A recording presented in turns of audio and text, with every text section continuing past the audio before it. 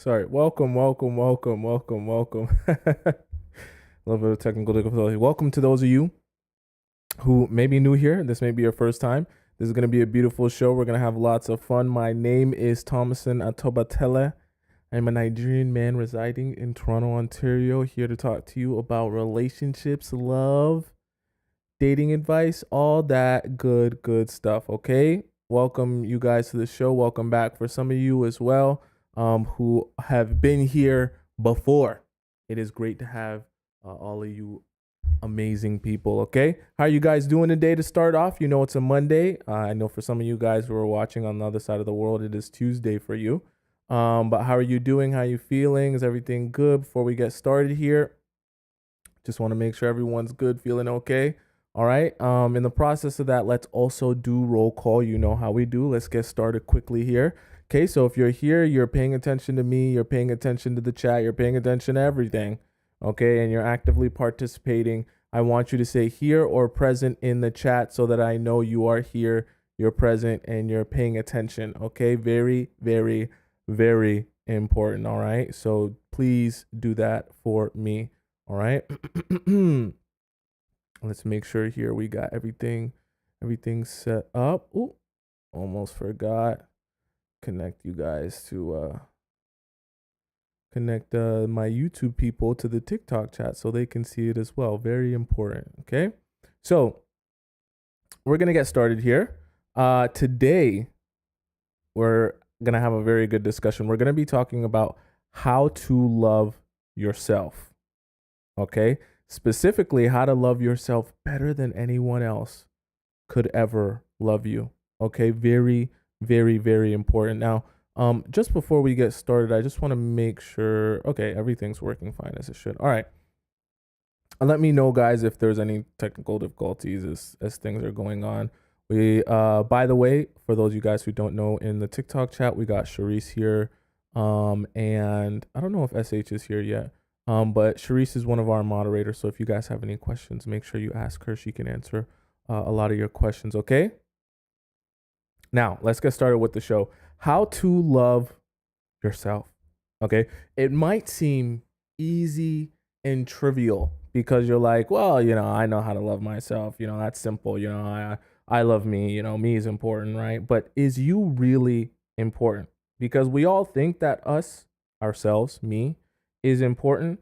But a lot of times we don't actually make ourselves a priority, and we don't actually spend a lot of time really and truly loving ourselves. Okay. So I want to make sure we get down to that so that we can all be of the same understanding, and we can take that love, utilize it, because the only way to be loved, right, properly, is to first love yourself. So that's very important. Okay. So we're going to start off with number 1 on how to love yourself properly, the proper way. You first have to believe that you are loved. Okay. And I know that sounds like really trivial. That sounds like really basic. Oh my God, I just got to believe in myself. I just got to believe that I'm loved. How is that affecting my ability to actually love myself? And the reality of it is, no matter how you want to slice it or dice it, whether you're religious or not, right? There is a level of spirituality in all forms of love, including the love that you show and give to yourself.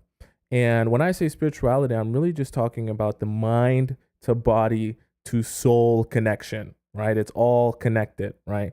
And so the only way for you to attract the right type of love, right? The good type of love, the love that you actually need in your life and want in your life, right, is for you to have that already existing inside of you, in your mind, in your soul, and in your spirit. Okay? Because that's the only way you can project that out, and that's the only way you can receive that back from other people, right?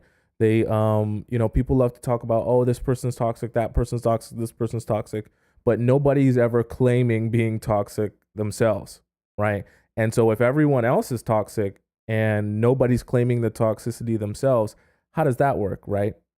Because toxic people attract toxic people, broken people attract broken people. It all works together. So a lot of times we're not spending enough time looking inward, at what we're doing or not doing for ourselves, and we're pointing a lot of fingers. Okay, so the first step is believing that you are worthy of being loved. And like I said, I know it seems simple because it's like, what do you mean worthy of being loved? A lot of us, trust me, a lot of us don't even believe that we're worthy of being loved. I've had plenty of people send me messages, or even in the live stream chat, say things like, "Oh, well, I'm 35 plus. Am I really going to be able to find love? Everyone my age is either married, or the only people left that are single, are have major red flags. Oh, I'm a mom of 2 kids, so how is it going to be possible for me to be able to like find love? Well, how is it going to be possible for me to be able to find a good man?" You know what I mean? Or, in my generation, some people be like, I'm Gen Z. My generation of people, we're all effed. Like, and everyone out here is cheating, and everyone out here is like scheming and doing all this extra stuff. So there's no way I'll be able to find love, right? So shall it be. So shall it be. I talk to you guys all the time about affirmations, and I talk to you guys all the time about speaking things into existence and manifestation and things like that. But we don't realize a lot of the time that we're speaking the things that we don't want to see, and we're speaking the things that we don't want to have in our lives into our lives actively.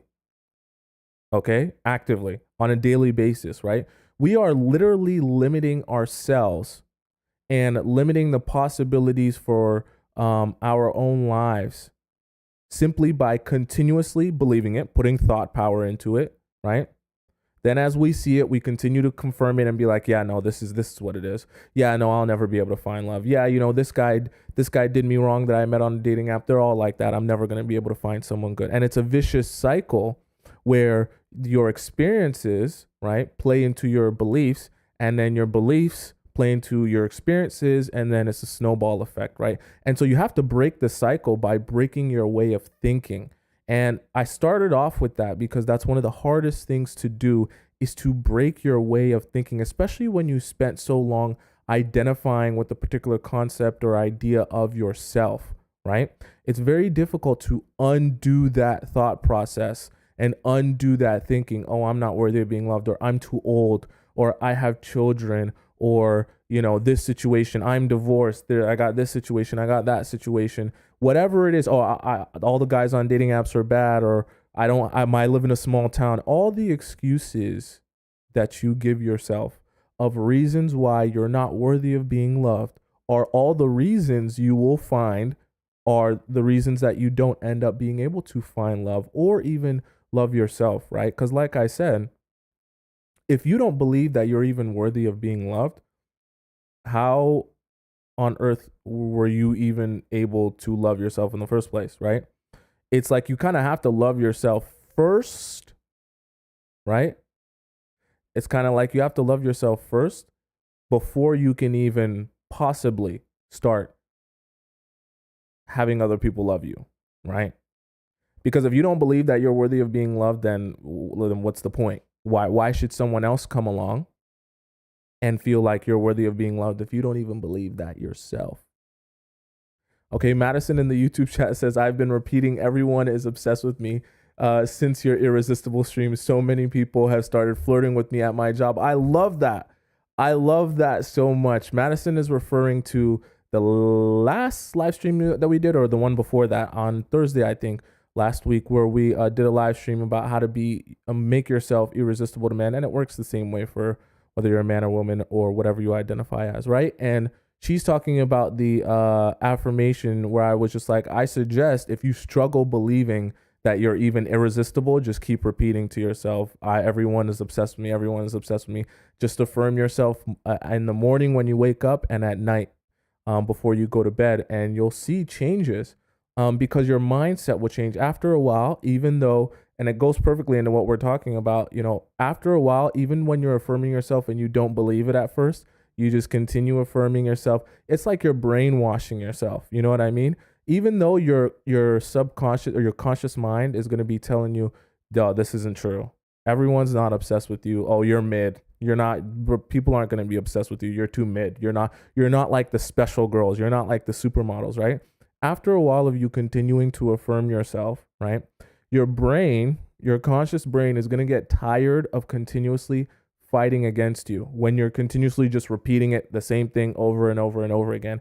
And what's going to happen is your subconscious brain is going to take over, and you're going to stop being able to just fight it. Oh, I'm not this, I'm not that, I'm not a supermodel, I'm not worthy of being obsessed over. And what's going to happen is your brain's just going to let go and say, hey, whatever you say we are is what we are. But what also is going to happen is you're going to begin seeing evidence of that after a while, right? Of you continuously affirming yourself over and over and over and over again.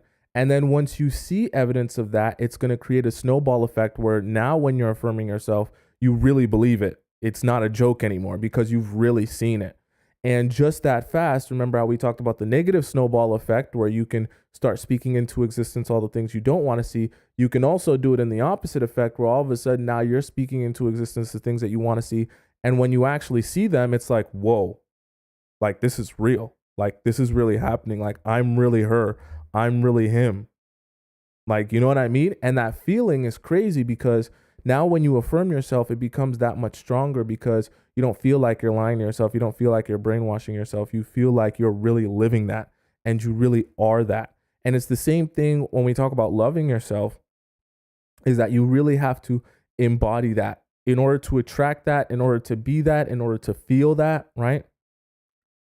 And if you can't feel that yet, just brainwash yourself. Just continue affirming yourself over and over and over and over again. The example that I want to give you guys as it relates to believing that you're worthy of being loved, I'll give you an example that talks about perspective and how perspective can drastically change what your version of the truth is. So let's imagine me and you both go to a restaurant. Okay? Which restaurant are we going to go to, guys? Let me know in the chat. Which restaurant do you guys want to go to? Which one are we going to go to? Both me and you attend the restaurant. Whatever restaurant it is. Let's agree on which restaurant we all go to first before we decide, just to make sure it's something that works for everyone. Which restaurant are we going to go to? Cheesecake Factory? Olive Garden? Okay, interesting. Okay, I see a couple Cheesecake Factories. Oh, I see. Oh, a lot of people like Cheesecake Factory. Is Cheesecake Factory what we're gonna go with? Is Cheesecake Factory? I wish I could do a poll. Is Cheesecake Factory what we're gonna go with? Someone said Nobu. We could do Nobu. I see a lot of people. As soon as I said it, Cheesecake Factory popped into their minds. I said a restaurant and no KFC. We can't do KFC. We gotta do something a little more fancier than KFC. Come on. This is any restaurant that we could do. Bella Noches. Okay, we maybe. Cheesecake is fine. Someone else said Nobu. Between Nobu and Cheesecake, which one do you guys want? Someone said Javier's. I ain't never been to no Javier's. I ain't never been to Javier's, to be honest with you. Cheesecake and Nobu, which one is better?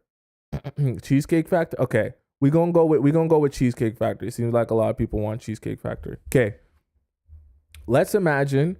Maybe I'll try Javier's because it seems like everyone likes that. Okay. We're going to go to Cheesecake Factory, not me and you together. Okay, calm down. Me separate from you, but we're both going to go at different times. Okay, so let's say you go 3 months before me. You're going to attend the Cheesecake Factory 3 months before I go. We're both going to go at separate times.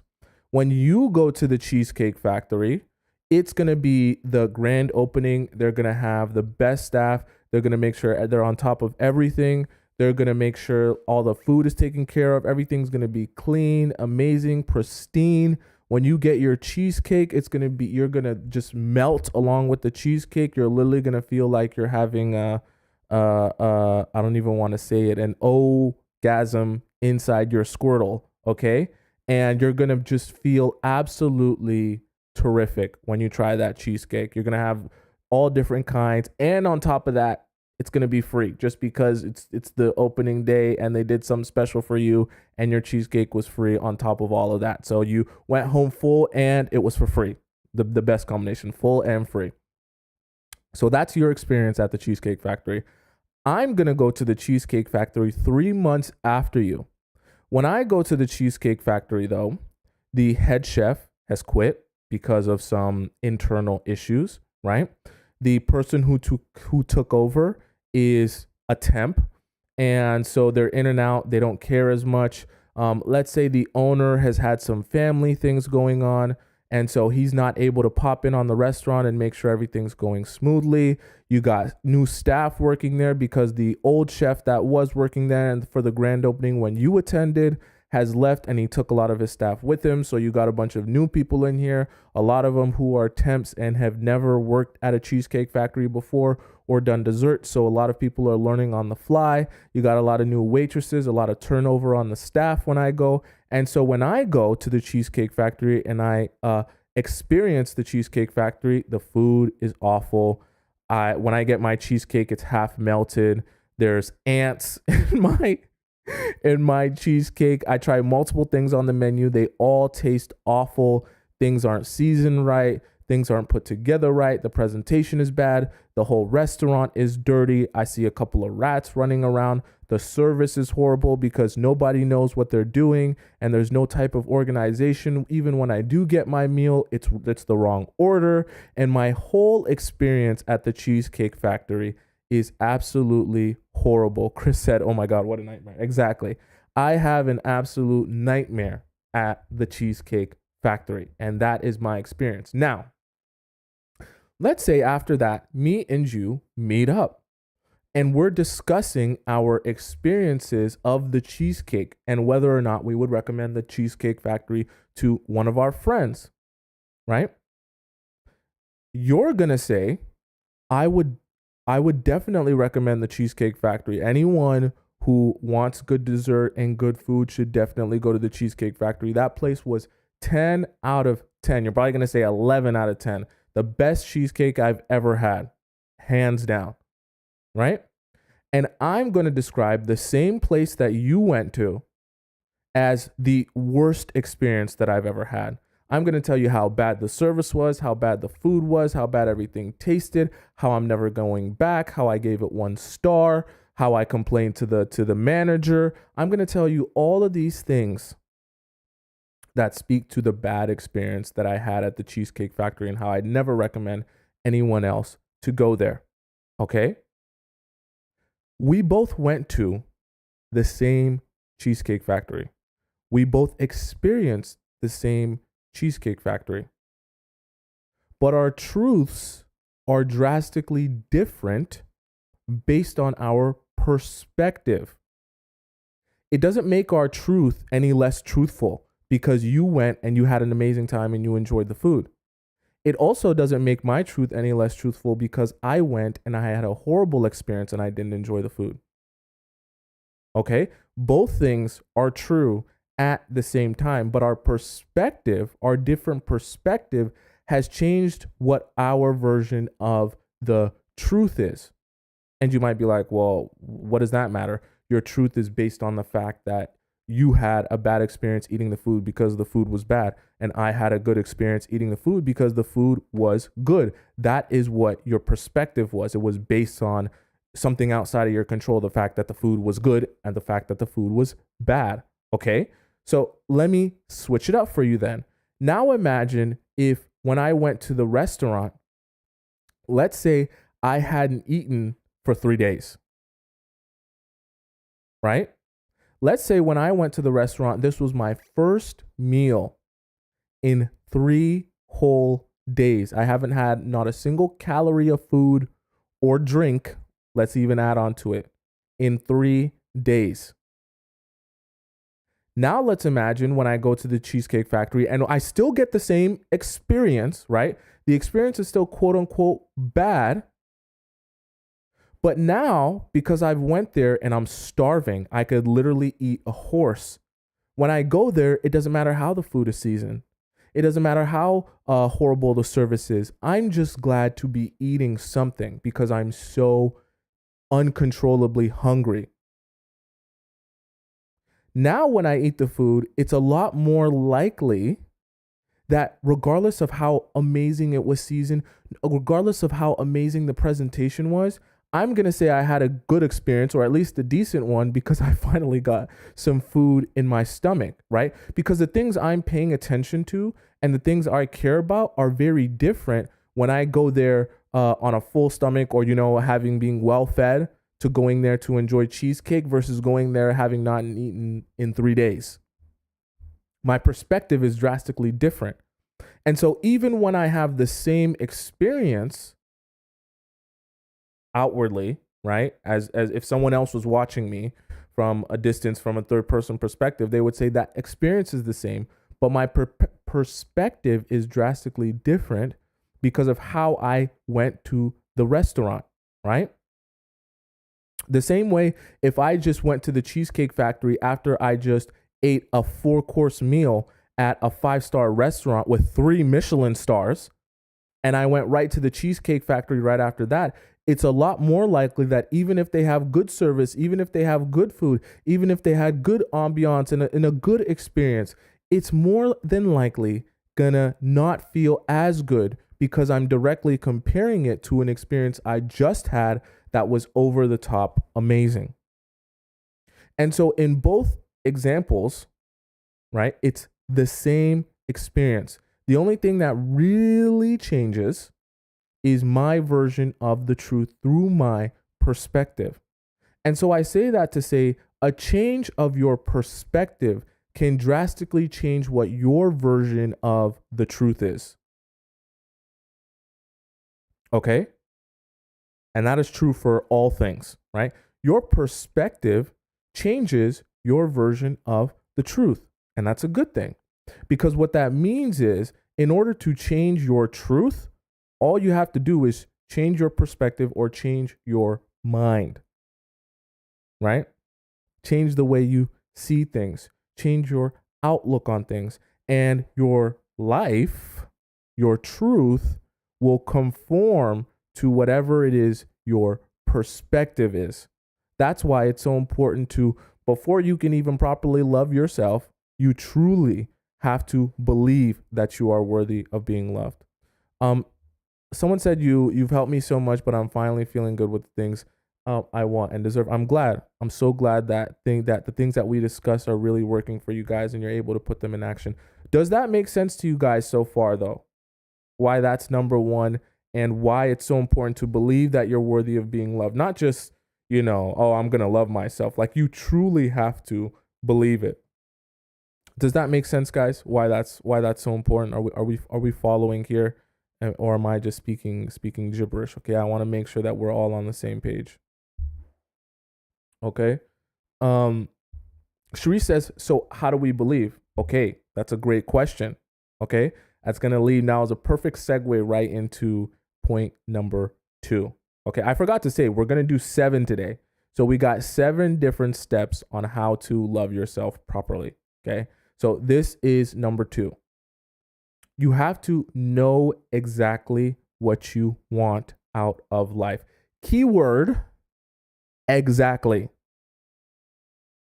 I didn't say you got to kind of know a little bit about some of it and be vague and not be sure. And no, you need to know exactly what you want out of life. And I'm talking about your relationships.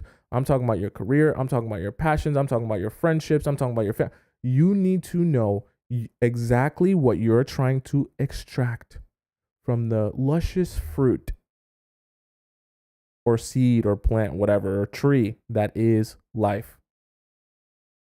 Okay? Now, I'll give you an example, right, of why this is so important. Okay? Let's imagine me and you are planning a date. Okay? If you're a guy, pretend I'm on a date with you too. Let's just pretend. Me and you are planning a date. I tell you, you know what? I've wanted so badly to go to this amazing steakhouse. Let's go. And you're like, okay, when? And I say, let's just go sometime tomorrow in the afternoon. And you're like, okay, what time? Just go there in the afternoon and I'll meet you there. You're like, okay, sometime in the afternoon tomorrow? Yeah. Just go there and I'll be there. So tomorrow comes and you go to the steakhouse. You enter the steakhouse, you go sit down, you grab some water. The waiter says, hey, do you want, you waiting for someone? You want to make an order? You're like, no. My date's coming. He's coming. It's on his way. She's just going to be a moment. So you're waiting and you're waiting and you're waiting, and you're waiting. 2 hours goes by and I haven't showed up. Eventually, you just decide to eat by yourself. An hour and a half goes by. I still don't show up. It's now, let's say you went at 6 p.m. It's now 9:30. Okay? And I still haven't shown up. You finished your meal, you pay for your food, and you leave. I send you a text at 10:30 p.m. saying, "Hey, I just got here. Where are you?" And you're sitting there like, you told me to pull up in the afternoon. You're here basically at 10:30, which is like nighttime. And I was waiting for you this entire time. And so what are you going to do? You're going to blame me for not telling you what time to show up to the date at. But in reality, I know this is tough to hear. It's actually your fault for showing up somewhere without absolute clarity of what you're doing and when you're doing it. Because without clarity, there will always be confusion. You see how that works? But what happens is when we don't have clarity, when we're living our lives with confusion, we tend to blame other we tend to blame other people for us not getting what we want, or for us not seeing what we want to see, or for us not being in the place in our lives that we want to be. Okay? But in reality, we're running around and walking around in our lives, allowing there to be confusion rather than giving ourselves clarity so that we can properly shoot for and work towards whatever it is that we want to work towards. That's why it's so important why I said to know exactly what you want. Not kind of sort of know, not, oh, let's show up in the afternoon at some point in time. To know exactly what you want. Because the same way, if I tell you, let's meet up in the afternoon sometime, there's a good chance that even if we show up both in the afternoon, we'll miss each other. Is the same way when if you don't have absolute clarity about what you want, you can miss opportunities. You can miss the person that you were seeking. You can miss the meetup or the hangout, or you can miss whatever it may be. You can miss what was meant for you because you don't have clarity. So you don't even know where you're going. You don't know when you're supposed to be there. And even if you are there on time, you don't even know that you're on time there and you're in the right place because you don't know where you're supposed to be. You don't have clarity, right? And clarity is for all parts of your life. I know you guys are very focused on relationships, but it's for all parts of your life, and it includes your ability to love yourself. In order to properly love yourself truly, you need to have clarity in your life. Because confusion is not love. When you have clarity, right?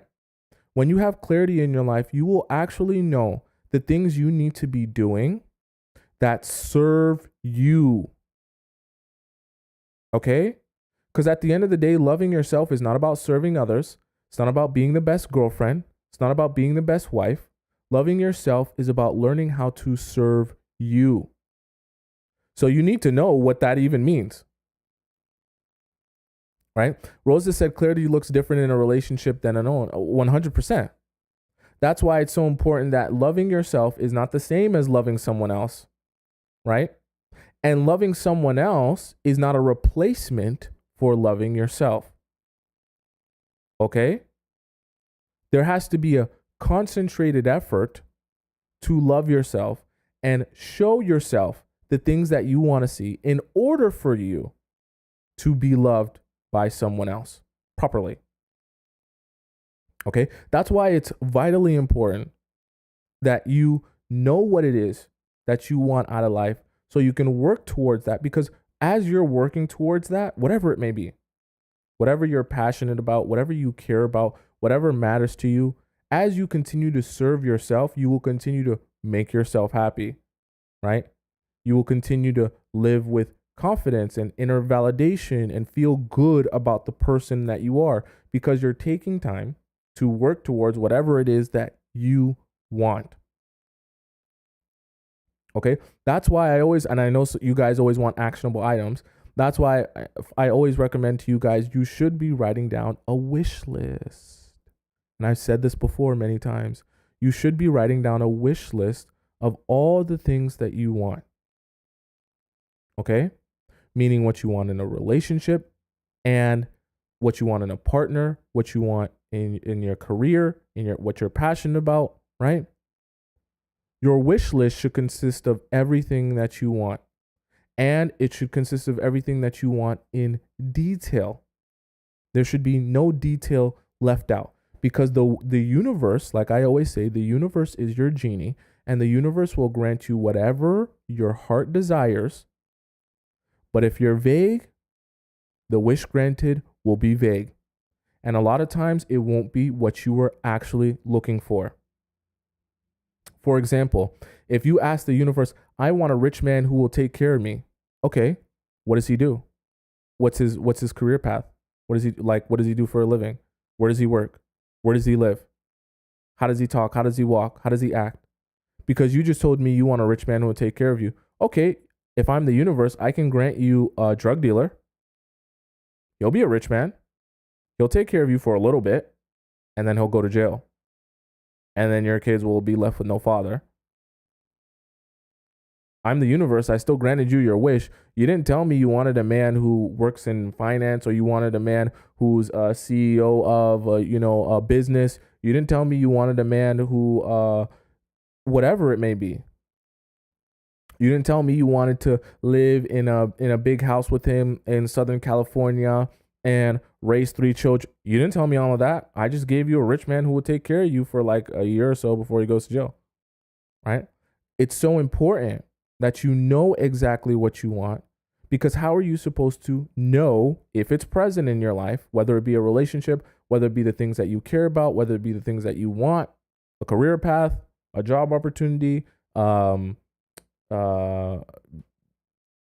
a friendship opportunity, anything. That's why it's so important, right? Because you need to know how you're going to serve yourself.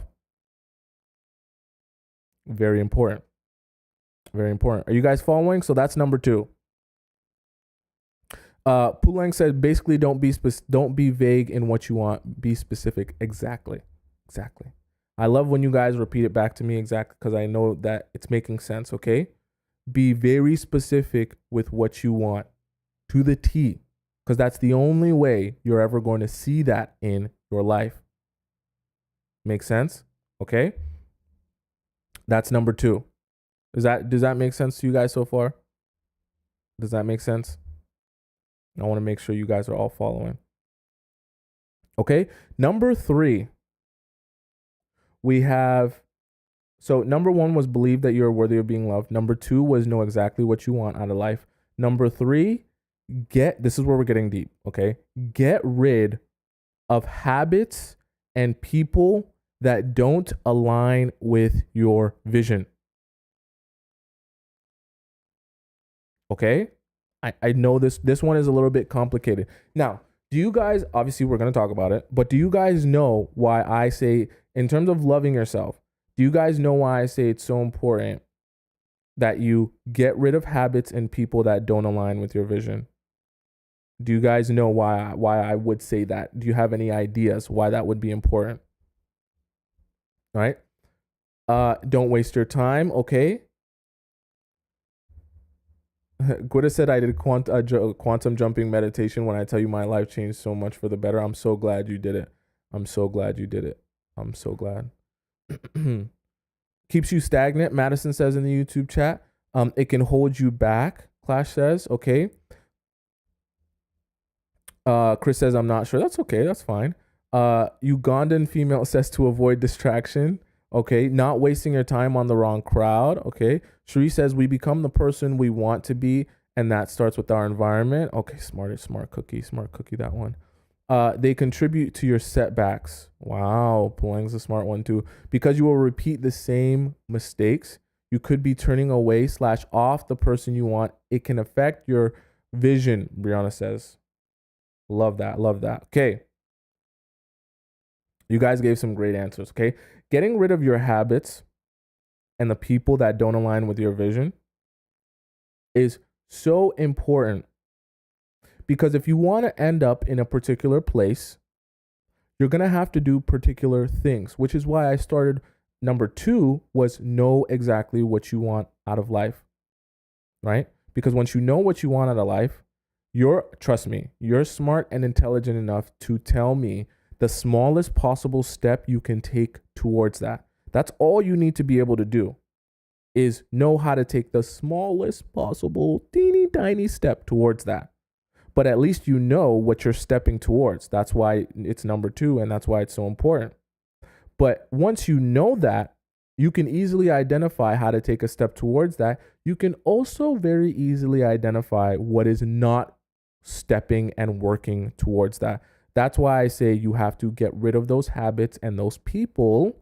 That includes your girlfriends that don't align with your vision, right? For example, if I'm a man, I am a man, but hypothetically, if I'm a man and I'm training for a triathlon or a marathon, for those of you who are unfamiliar, triathlon is like a marathon, but you also have bikes in it, you got swimming in it, you got some other stuff in it, okay? So it's an athletic feat, right? If I'm training for a triathlon, that's in a couple of weeks, but I'm going to the club every weekend or 3-4 times a week and getting blackout drunk, that habit is probably not going to serve me well for training for a triathlon, okay?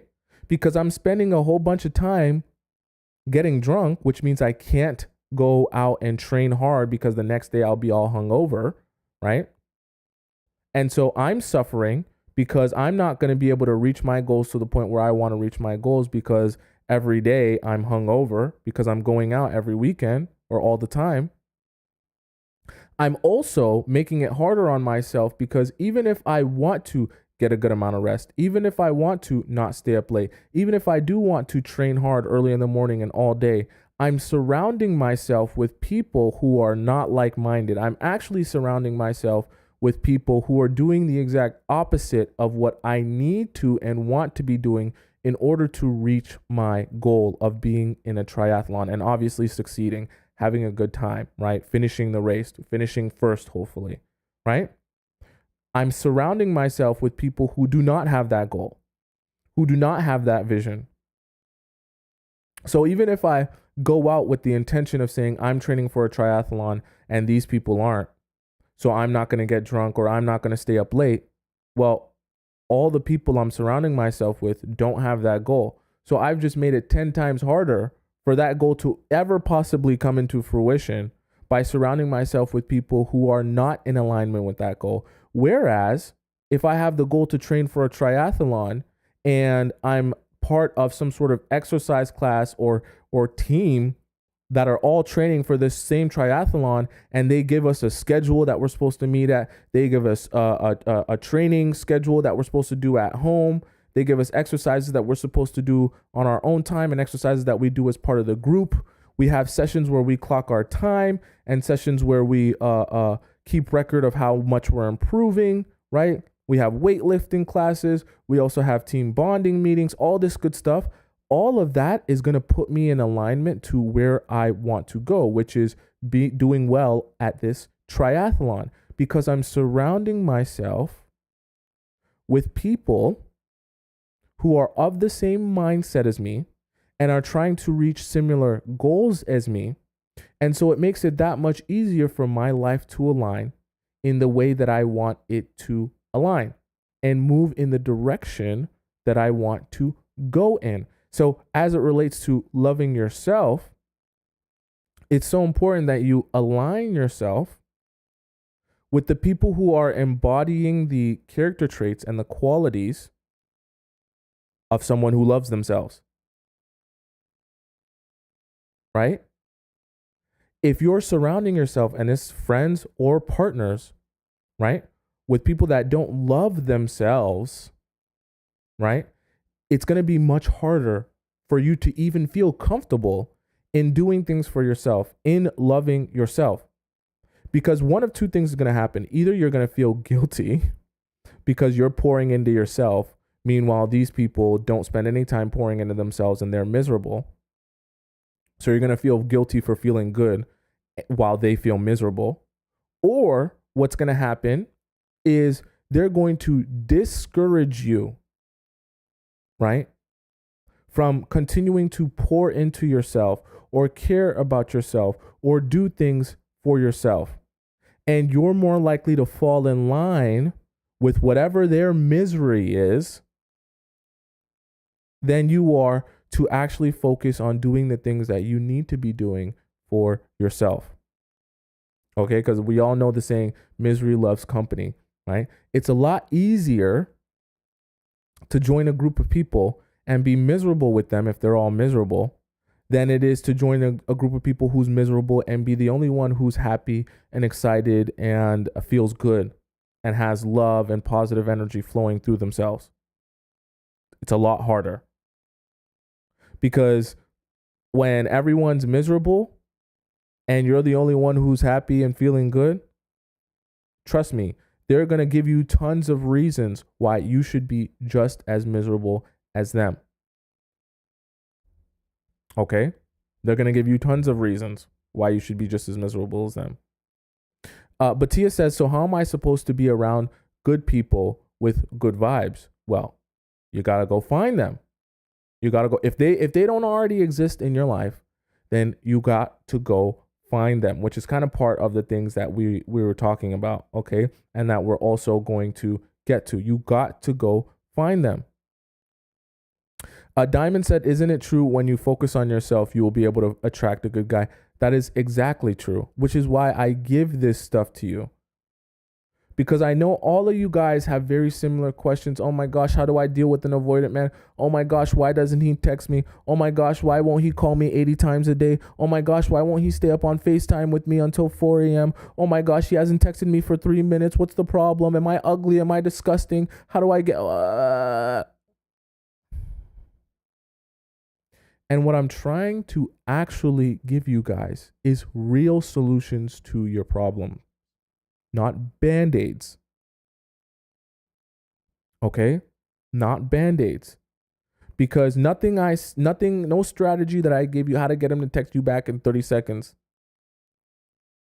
Why he's not texting you, why he's not calling you. None of that is going to actually help you see a difference in your life.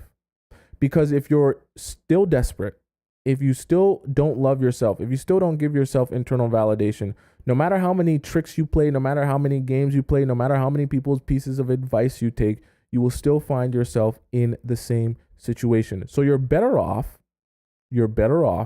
rather than looking for a quick fix or a quick answer to your problems or a magic pill, like a lot of other people will try to sell you. That's why I say, guys, I'm not a relationship guru or anything like that. Because the relationship guru people, they're going to try to sell you a magic pill. Hey, take my course and all your problems will be solved in this magic pill. Hey, take my course and you'll attract 1,000 guys in 1 second. Hey, take my course and he'll text you back in 4 minutes flat.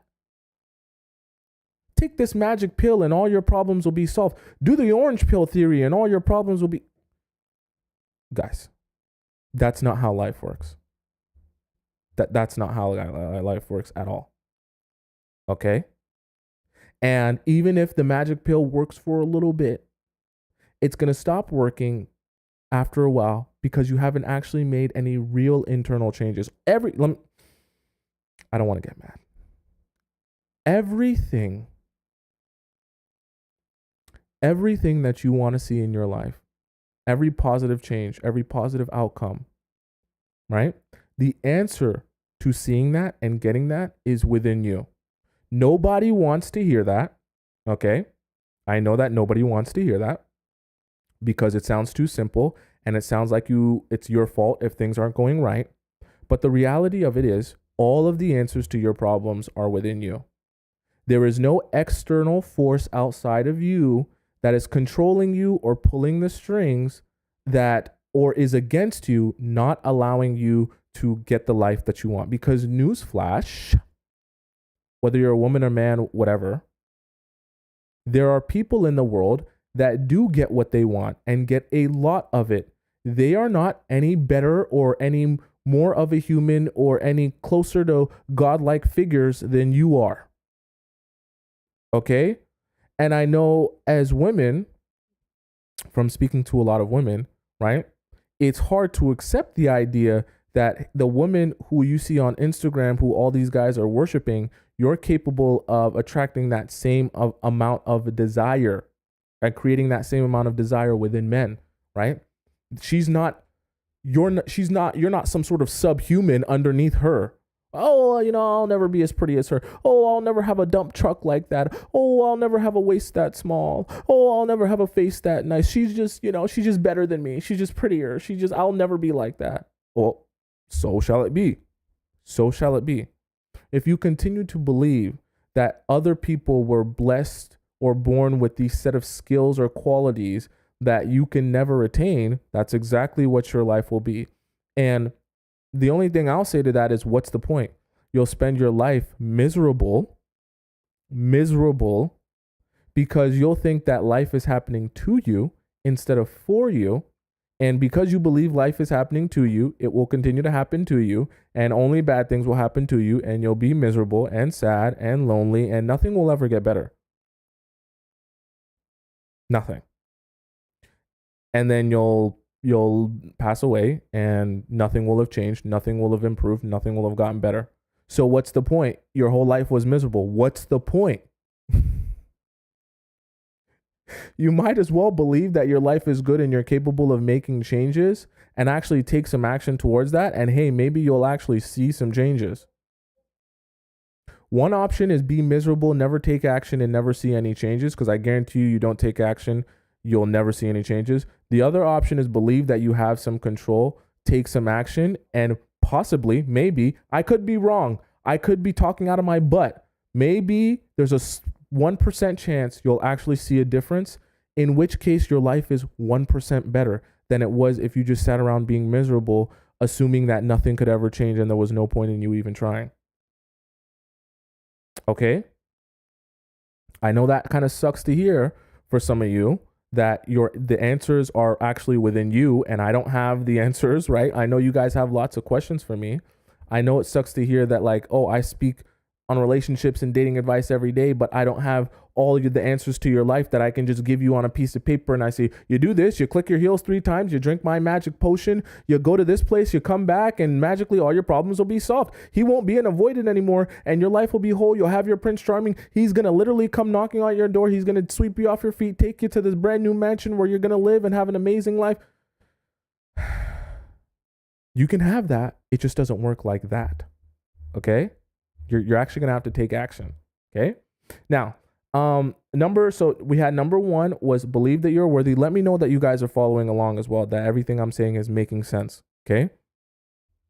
That everything I'm saying is making sense. So number 1 was believe that you're worthy of being loved. Number 2 was know exactly what you want out of life. Number 3 was get rid of habits and people that don't align with your vision.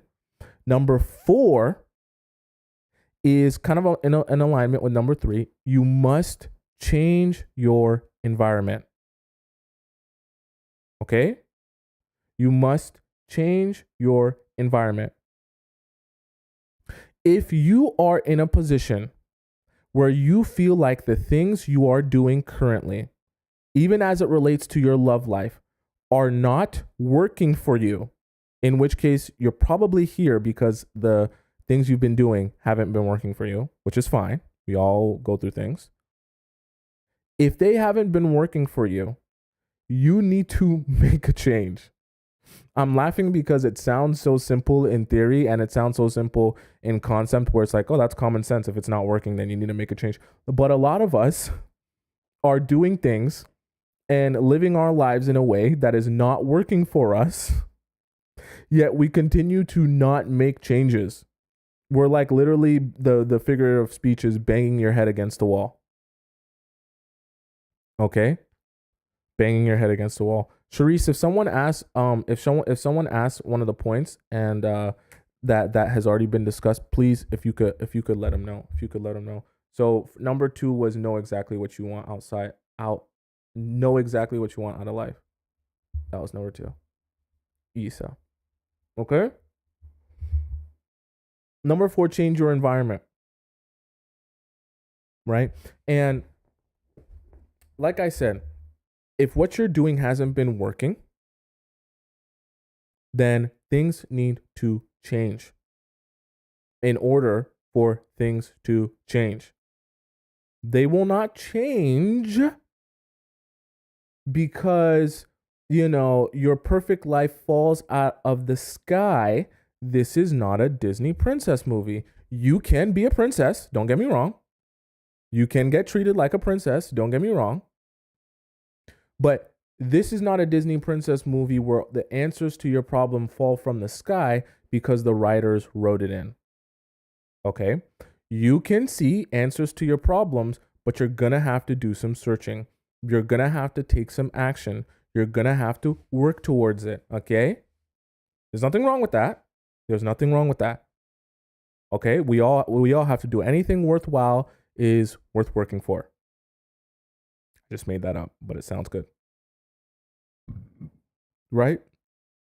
So it's more than possible for you to see the things that you want to do.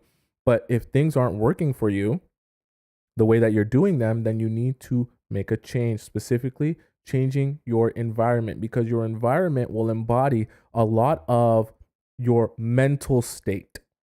You will find it if we're talking specifically about how to love yourself. If we're talking about how to love yourself and you're in environments where a lot of the people around do not love themselves truly, you're going to find it a lot harder to love yourself properly.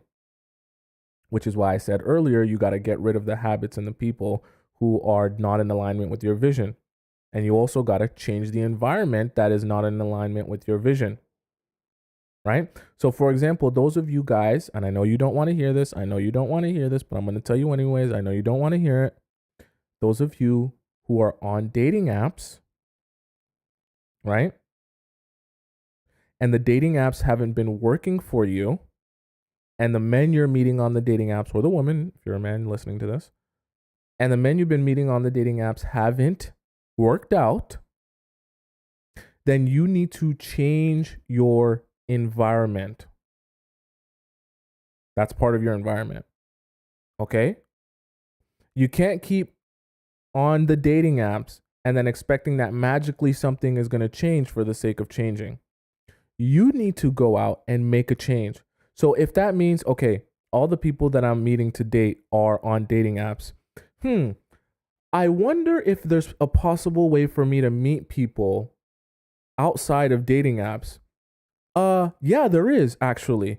We've only had dating apps for the past 5 or 6 years. So the other, 2,000, 3,000, 4,000, 10,000, however many years humanity has been in existence, people had to actually go out and meet people and find lifelong partners without the crutch and ability to use a dating app. Okay? So, and so far, so good, we have 8 billion people in the world. So clearly, it's worked for some people to be able to find a good partner, a life partner, without the use of a dating app. Which means, just like we talked about before, if one girl can do it, you can do it too. If one girl can get guys obsessed with them, you can do it too. If one girl can get guys worshiping them and crawling on their hands and knees to do anything for them, buy them gifts, take them on trips, you can do it too.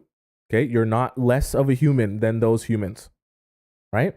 And so I say that to say, if it's possible for other people to find good partners outside of dating apps, it is also possible for you. And if you find yourself in a situation where the dating apps haven't been working for you, then you need to change your environment. And I know this is a little bit off of how to love yourself, but these are part of the things that help you better be able to love yourself. Okay? Because truthfully and honestly, you're going to damage your self-esteem and your self-worth by putting yourself on a dating app where all people have to judge you by is how you look in a single picture. And they determine your worth or value based on a couple of pictures. I know the way I'm breaking it down sounds really morbid and really depressing, but like, it's the truth. Like, people are deciding what your value is and what your worth is based on a couple of pictures that may or may not have good lighting, may or may not have good angles, may or may not even be a good representation of who you truly are. Literally a snapshot of your life. Okay? And people are making decisions about whether or not you're even worthy of being a life partner, whether you're worthy of taking out on a date based on that single second of a snapshot. Okay, I hate to make it sound so depressing, but that's the reality. And so it will be much harder to see yourself as valuable when you're putting yourself in a position where people are only judging your value based on a couple of pictures. And then some of them are like, not worth it. Not worth my time. Maybe I'll go on a date with her, but I just want to smash the same night. If I'm not able to smash the same night, waste of my time. And so when you constantly put yourself in that position, right, you're giving yourself the experience that guys don't value me. You're giving yourself the experience that guys don't actually want to build a relationship with me. You're giving yourself the experience that, hey, guys don't really want to be committed to me, because you're putting yourself on this dating app, right, which is causing these guys to just be like, I kind of like her. Oh, I don't really like her. Oh, there's 1,000 more girls. Everything is meh, right? So then when he meets you, he gives you meh energy. He's not consistent with you. He doesn't take the relationship in any particular direction. Everything is confusion and there's no clarity, and it just nobody knows what's really going on. But then you internalize that experience and be like, damn, I continuously have that same experience after I meet those people on dating apps. And so what do you think that does to your self-esteem? What do you think that does to your belief? Like we talked about in number 1, what do you think that does to your belief in yourself that you are worthy of being loved? Right?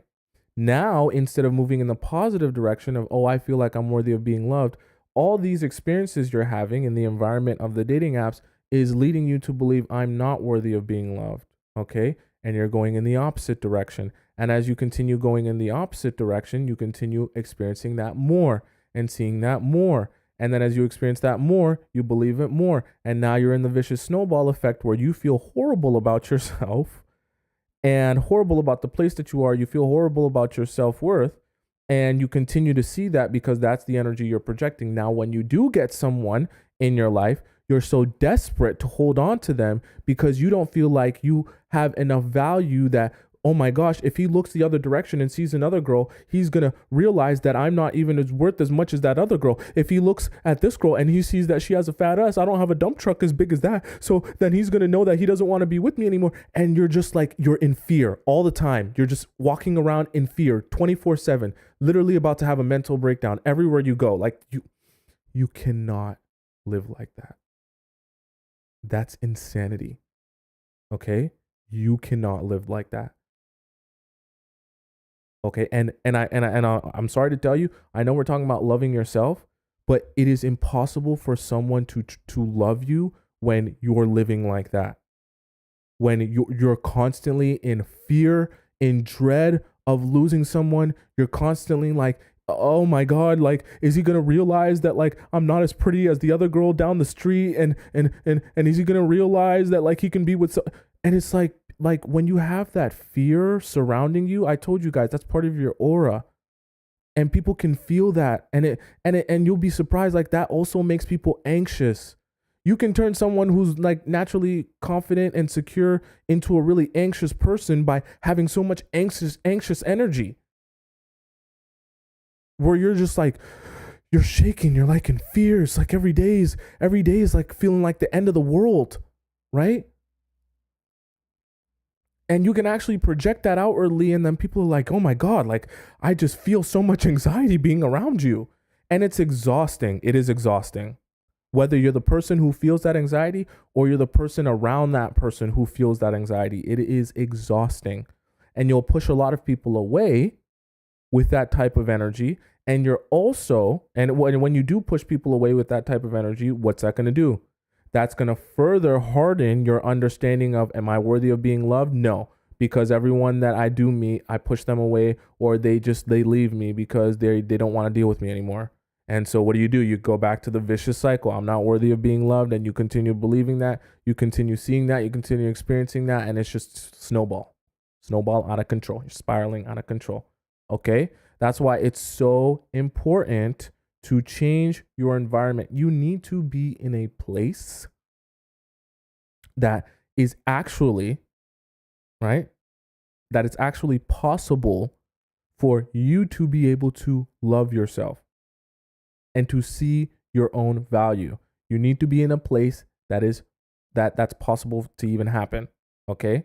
The same way I can't plant a seed on my carpet and expect it to grow, because that's not the environment in which a seed will grow, is the same way I can't expect you to love yourself if you're in an environment that is not conducive to you loving yourself.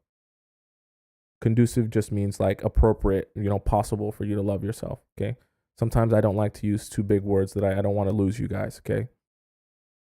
Right. Very, very important. Right. You need to be in an environment where you can love yourself. You need to be in an environment where you can grow, you can better, you can increase your confidence and your security in yourself. CFAT in the YouTube chat says, I've been in consistent fear of being used or assaulted. All the sleazy guys I've met on apps, I've been pushing men away with that sort of energy too. Exactly. This is why all of my points are usually, they tend to be tied in with each other, meaning like they're in and of each other. It's like one affects the other, and it's just like they're all connected. Because CFAT said, right, she's meeting these guys on these dating apps where I talked about changing your environment. But the idea that she's putting herself in an environment that is not conducive to feeling good and feeling like your self-worth is there is also leading her to have that fearful energy that she's outwardly projecting. So even if she does meet a good guy on a dating app, that fearful energy is pushing them away, because her belief, going back to number one, is that, oh, all the guys on here are sleazy. They don't see my worth. This is, you know what I mean? And so what does it become? It becomes that. And that's what you continue to see and feel. And it's all one and the same. You know what I mean? Right? Giwata, I want to say that name right. Giwata says that energy flows where focus glows. 100%. I love that saying. I don't know if you got that from somewhere. If you just made that up, you're different. Like you're different. You're amazing. Okay. Cher says, it makes you depressed and you start to settle for guys that are not on your level. 100%. That's why it's so important to change your environment. Like, obviously this isn't like a shot against dating apps and like, oh, dating apps for the devil. But I just want you guys to understand how they can affect your psyche, right? Like you can quickly begin to go down a vicious path of not feeling good about yourself when all you are to people is 3 or 4 pictures on a screen and a swipe left or a swipe right. You know what I mean? We all talk about it. It's, if someone were to stand in front of you, and there actually is, ironically enough, there's an in-person version of this. There's some shows on YouTube, some dating shows on YouTube, where people will literally stand in a line and someone will go down and just go swipe left or swipe right on them based on how they look and present themselves. How degrading would you feel if someone stood you in a line of like 100 women and just went past and was just like left or right, didn't even say a word to you, just looked at what you look like and just said left or right? You know what I mean? Just doesn't even say it. Just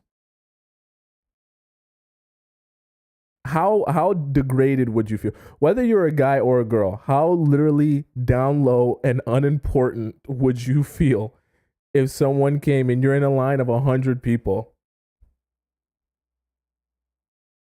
No acknowledgement of who you are, the person that you are, how amazing, your personality is, what your energy, nothing, no connection, nothing. Just as if you're like not even flesh and blood, just like a robot, just like a flea on the skin of a dog, just nothing, absolutely nothing, right? How degrading that would feel. That is the digital version. That's what the dating apps are, right? And like I said, this is not. I know I'm literally taking a dump on dating apps, right? It's not to take a huge dump on dating apps, but I just want you to understand, right? The how the environment can also affect, what your outcomes are and why you feel the way that you feel. You know what I mean? And why it's so important to change your environment if the things that you've been doing haven't been working for you. Okay, I promise you, I know you guys like actionable items. I promise you, there is plenty of ways to go out and meet people and even make friends, whatever it is, that is not going to the club, going to the bar, or being on dating apps. I assure you, there are so many places to meet human beings that is not one of those three. Because I promise you, there are plenty of happily married people, okay, who have met not on a dating app, not in a club, and not in a bar. There's millions, there's billions actually of people like that. Okay. So there's plenty of places to go and things to do, which brings me to, I know you guys like actionable items. I know you guys don't want me to just say do it. And then you're like, what do I do? Listen to me. There's a bunch of you guys on TikTok and there's a bunch of you guys on YouTube as well. Okay. You guys clearly have access to technology, Wi-Fi, and a phone if you're watching me. Or maybe you're watching me on a TV. You still have access to Wi-Fi. Okay. What does that mean? You have two great resources in your life. You have Google and you also have TikTok for those of you who are super lazy. Okay. I would advise you to use TikTok. Most of you guys are already on TikTok. Some of you guys on YouTube surely have TikTok. Go on TikTok right after this live. For those of you like, I don't know what to do. Go on TikTok, literally type in things to do in my city, whatever your city name is. I say this all the time, guys. Things to do in Toronto, Ontario, things to do in Miami, things to do in New York, things to do in Los Angeles, things to do in South Africa, things to do in Manchester, United Kingdom, things to do in London, things to do in Russia. I don't know who watches me from Russia. Things to do in Germany, wherever you are. Okay. You go to TikTok and you type in things to do there, right? TikTok will literally show you a bunch of different videos, right? Of things to do in your city. And I'm sure I will promise you that there will be things on there that is not just restaurant or bar. Okay. I promise you. I will also promise you there will be at least one thing on there that you didn't know about, even if it's in your own city, or if it's in, let's say you live in a suburb. Let's say you live in a suburb that's like 40 minutes outside of Dallas, Texas, right? And obviously, maybe there's not much to do inside your suburb, but everyone that wants to have a good time goes to Dallas if they want to have a good time. So if you live in a suburb and you have a major city close to you, do this for your major city that's close to you. If you live in a really small town, I'm sure there's still some things to do there. Trust me, TikTok's a powerful place. Okay. Type in things to do in my city, right? And you will find a whole bunch of things to do that you never knew about. All you got to do is save one of those videos and go out and try it. Okay. Because this is why I said this is for the laziest of lazy people, because you'll actually have someone who went and tried it and is showing you videos of when and how they tried it and what they did and what their experience was like and the feedback on that experience. So it's like foolproof. If you like, for example, I live in Toronto. There's a place in Toronto where you can go for like a date night or just with a bunch of friends where it's literally like, it's like a trampoline house, but like it just got this really cool setup where you can climb things and there's a trampoline, all this great stuff. Not like a flying squirrel or whatever, but like, just all this different stuff that we could do that's interesting and fun, where you can go and you don't even have to go saying, oh, I'm going to go with the mindset that I'm going to meet the love of my life. Just go to enjoy yourself, right? Because at the end of the day, this is about how to love yourself. Just go because you want to go. Go because this is something that you care about. Go because this is something that you're interested in. Go because this is something that you want to try. And in the process of you going out, putting yourself out there, doing things, right? Pouring into yourself, you will eventually attract the love that you are giving to yourself. Don't be so focused on exactly how is it gonna happen. If I go to the laser tag arena at exactly 7:30 p.m. is the love of my life gonna be waiting in line, and then is he gonna talk to me and then ask me to take me out for coffee, and then are we gonna date forever and then marry forever and then be together forever? Because that's the only way I'm gonna go laser tag or go to this amusement park if this is the love of my life that's gonna be there, and he's gonna meet me, and then we're gonna fall in love, and we're gonna have children. That's the only way I'll go. Otherwise, I'm not gonna step out of my house. If it's not that, then I'll just stay on the dating apps.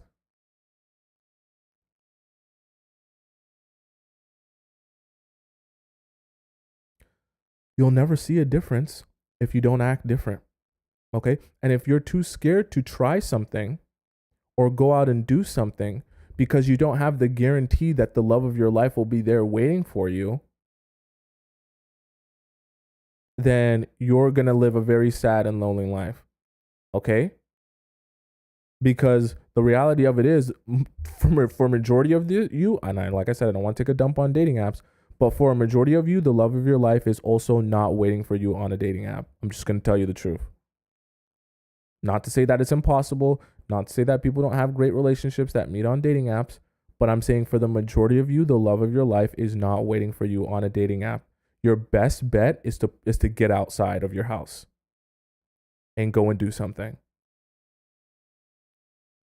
And you never know what you'll stumble across or who you'll find when you actually take a step outside of your house.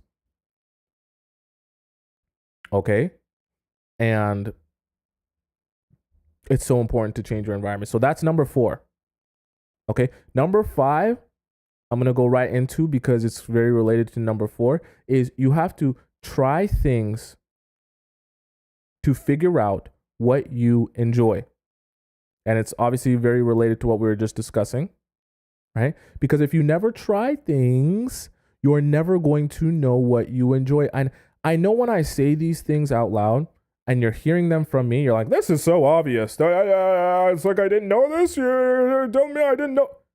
Did you know this? Did you really? Why are you here then? If you got it all figured out. Okay? Common sense isn't really that common. And we all like to, when we're sitting down on a Monday afternoon, it's very easy for all of us to sit here and be like, I know what I should do. I know how I should act. I know what direction I got to go into. But when it actually comes down to it, we're not doing it. Okay? The example I like to give is, how many of you, tell me in the chat, what is your favorite restaurant? I know I'm using a lot of food analogies today. I like food analogies because everybody loves food. Okay? Tell me what your favorite restaurant is. I want everyone in the chat, on YouTube and on TikTok, tell me right now, what is your favorite restaurant to go to? Not fast food, like restaurant. Place that you have to actually sit down and eat. Someone said Cheesecake Factory, of course. Carbone. I've never been there. Charlie's. Sushi. What kind of sushi, Batia? Nick's Seafood Restaurant. Okay, I like that. Issa says sushi. Okay. Gui Kaku. Is that Japanese? Persian. You gotta give me a name of the restaurant. CFAT says Afghan. Cactus Club. Jay clearly lives in Toronto or Vancouver.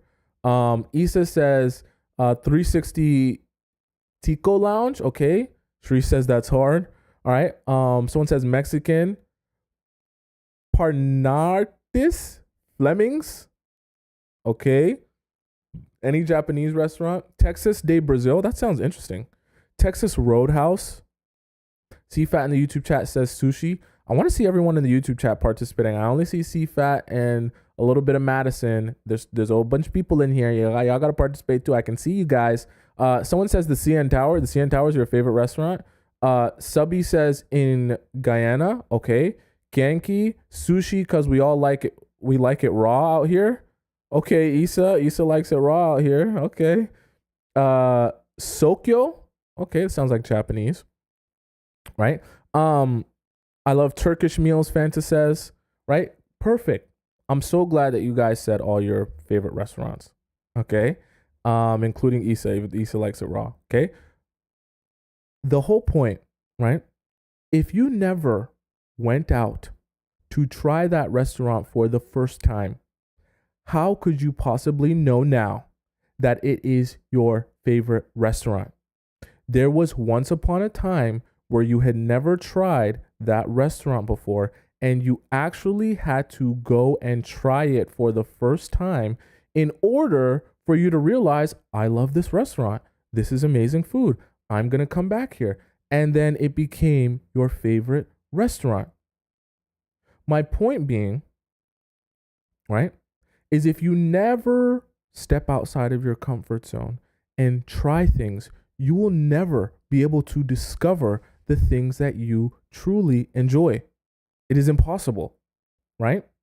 And I want you to start reprogramming your brain to think of it as the things I enjoy, the place I'm meant to be, the person I'm meant to meet is out there currently existing. I just have to find them. I just have to find it. The same way your favorite restaurant is actually existing right now as we speak. You just have to find it. And in some cases, some of you guys that have your favorite restaurant, there might be a restaurant out there that you might like even better than Carbone's, or even better than Cheesecake Factory, or even better than Texas Roadhouse, or even better than sushi, right? There might be a spot that's you love even more than that, that's existing right now. You just haven't tried it yet, so you don't know that it's your favorite spot. And that's the same approach you have to life. About going out and trying things, even if it makes you scared, even if it makes you nervous, even if it makes you a little bit uncomfortable and it's out of your comfort zone. Because you might just try it and realize, oh my God, I love this. Oh my God, I am so passionate about this. Oh my God, like this is what I was meant to be doing. And it is such a magical moment when you finally do something and you realize I actually love something outside of just, oh, I want to be a girlfriend, I want to be a wife, that's great. But like it's also great to like love something, like love doing something, have something that gives you happiness other than another human being and their validation. Because you'll live your life so much more whole, and it'll be so much easier to love yourself when you have something for you that is not, oh, do you love me or do you not? Are you into me or are you not? Do you think I'm cute or do you not? You want to take me out or do you not? Because when your whole focus is what other people think about you, how much other people validate you, right? You're going to be super up if someone's giving you attention and validation. You're going to be super down when someone's giving you attention and validation, when someone's not giving you attention and validation. And your life won't be about loving yourself. Your life will be about how much love can I get from other people? And you'll be miserable. Because trust me, you're not going to feel the love 24/7. I don't care who you are. I don't care how healthy your relationship is. The relationship's going to go through ups and downs. So you're not going to feel the love 24/7 as intensely as when you first met, okay? But that's okay.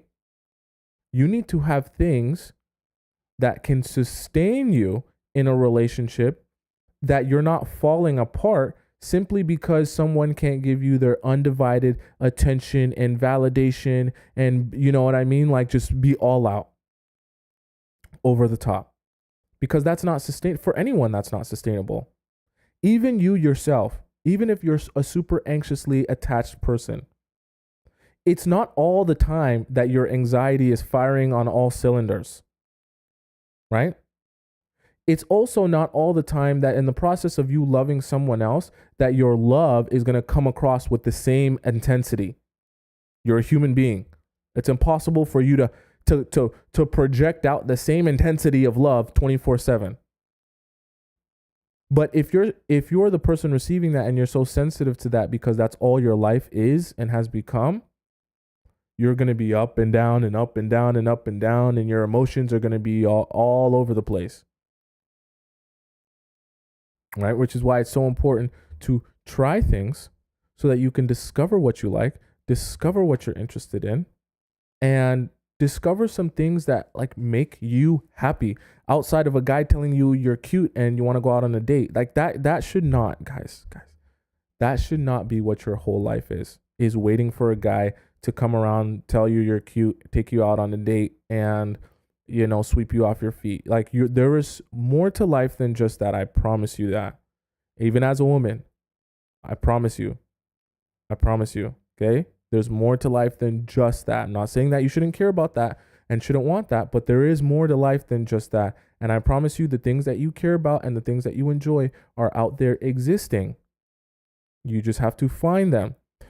Rose Petal in the YouTube chat said, it's weird going to places by yourself if you're surrounded by couples on a date, just sitting at the bar alone looking at your phone. Exactly. See, but this is the thing, is that you can be strategic in the places that you go. I always give this example about art classes. I don't know why. But you can go to a painting class where there's classes where there's like they call it sip and paint, where you'll paint something. People will sip wine and they'll just paint while they sip wine. That's not necessarily a couple's activity. You can go there as a single person. But what do? You meet other people. And those type of things are even better because when you go there with the intention of, oh, I'm going there to do this particular activity, you don't have to think of something to talk about. You can talk about whatever the activity is. Okay? So for example, if you're in a sip and paint and you guys are painting a naked man, okay?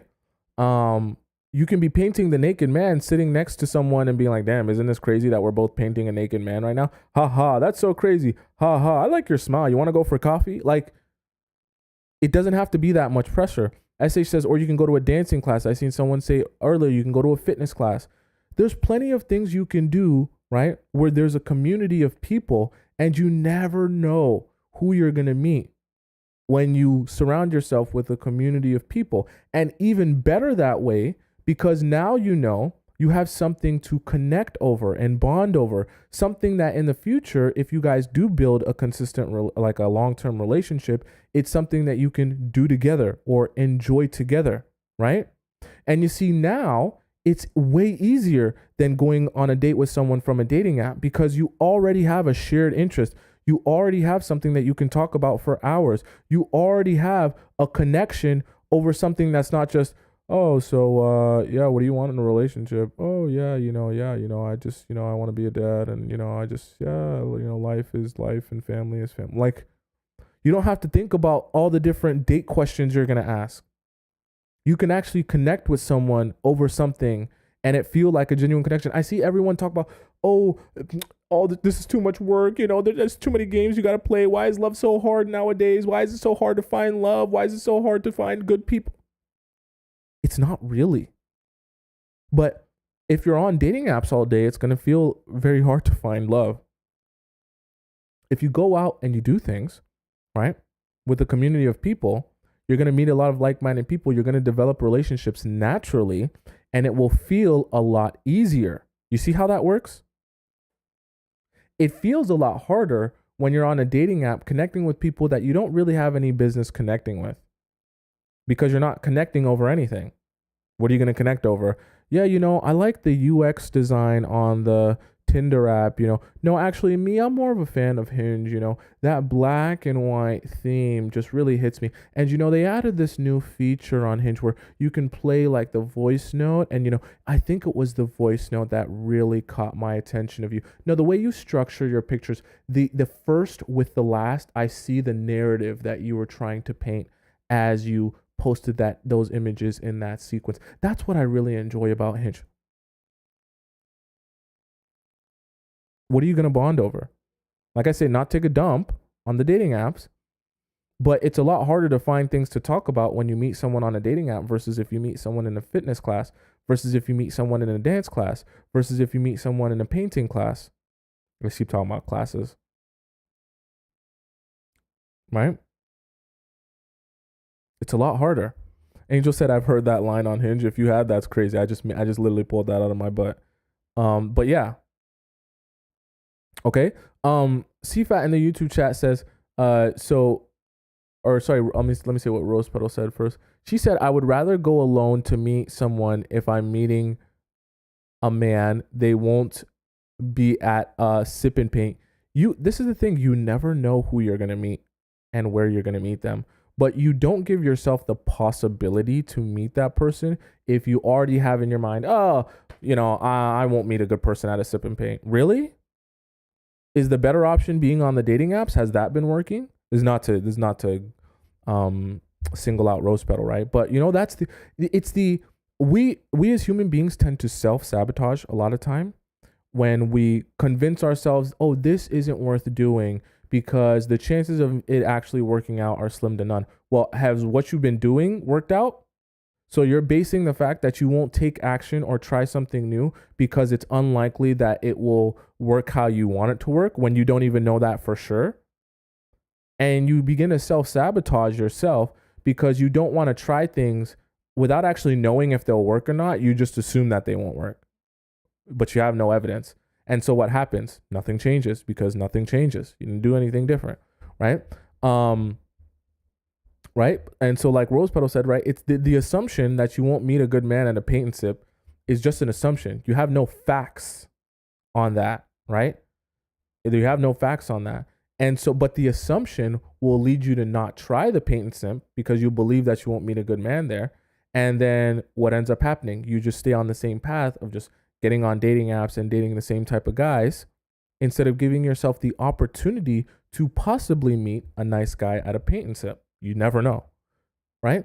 CFAT said, so even if it's an activity that is female dominated, it's still good to make connections.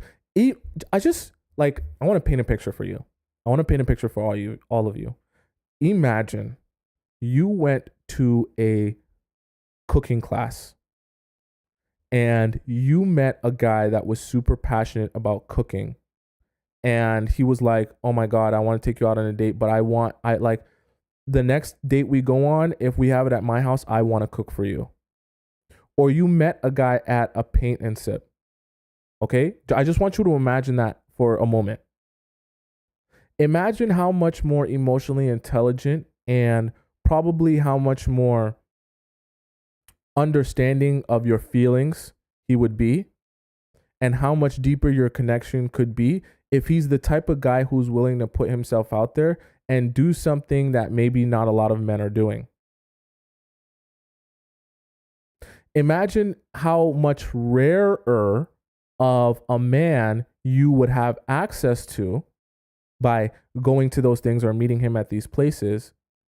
Whereas the types of men you are likely to meet on dating apps are all in similar categories and all like similar things. So you get very similar results from all of them, right? If you're constantly saying to yourself and to me and to other people, where do I find all the good men? And you're truly confused where to find all the good men, they all exist, but they don't hang out in the same places as the bad men. Do you see how that works? So if you want to meet the quote unquote good men, you actively have to do the things or go to the places where the bad men aren't. Okay? So what I mean by that is if you think it's unlikely for a bad man to be at a paint and sip because he'll just find it too boring, or a bad man to be at a cooking class because he'll just find it too boring, it's not a bunch of, it's not a man thing to do, that's probably one of the places you should be looking for a man. Because if the bad men aren't there, then the guys that are there are probably the good guys that you're saying that you can never find. Think about that logic. If you are struggling to find the good men and you spend all your time in a particular place, then that should tell you that the good men are existing in the places that you're not spending time in. That's the simplest logic ever. Okay? There's only two places they can be. They can either be in the places that you are or the places that you're not. Those are the only two places. So if you're struggling to find them in the places that you are, you need to start going to the places that you aren't. Okay? And trust me, magically, you'll find those good men when you start changing up your environment and trying new things. Okay? Rose Petal said, if we're trying to meet men, where can we meet them? I gave you guys examples of how to go find things to do on TikTok. There's you guys know that on TikTok, this is why I said, for you guys that are super lazy, there's creators that actually even make TikToks about things to do in cities that aren't that are like, you can go on a date this place, that isn't just go to a bar, go to a restaurant, go to a club. Okay? Pick one of the many things. People are doing the work for you. You don't even have to do the exploring. Other people are doing the work for you. Instead of using TikTok to mindlessly scroll and just because of your boredom and entertainment, actually utilize it as a tool so that you can learn some things and gather new information, and then you can go to a place that you enjoy, go to a place that you like. You know what I mean? Very simple, right? Lily said, I live in a village. You'll be shocked. You'll be shocked. Never say never. You'll be shocked. If you search your town or city, you'll be shocked what comes up. I promise you, I live in a city. I used to live in a city outside of Toronto, and even in the cities on the outskirts of Toronto, if you type them in on TikTok, you'll find things to do. Don't never say never. You do not really truly know what's going on in your city until you do some research. The assumption that there's nothing to do in your city is an assumption. Okay? Rose Petal said, men are not at dance classes or sip and paint classes. They will be with their women. What makes you assume that? Have you actually been to the dance classes?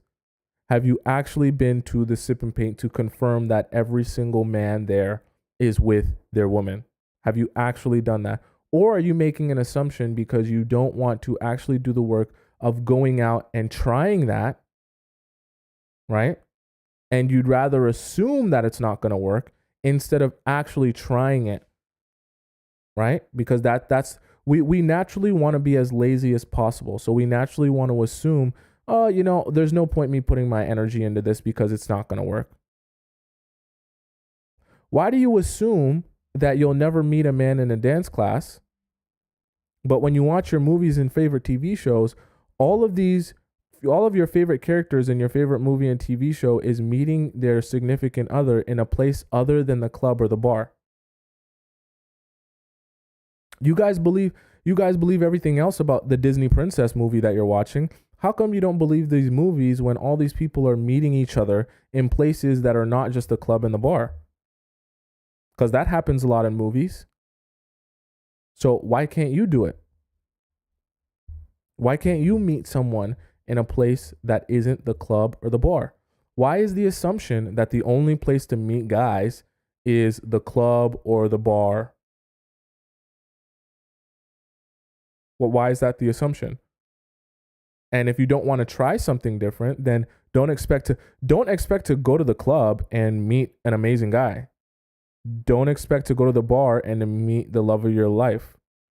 Don't expect to go anywhere that you've been going that hasn't been working and expect that one day the man that you've been dreaming for is waiting for you there. That's not how it's going to happen.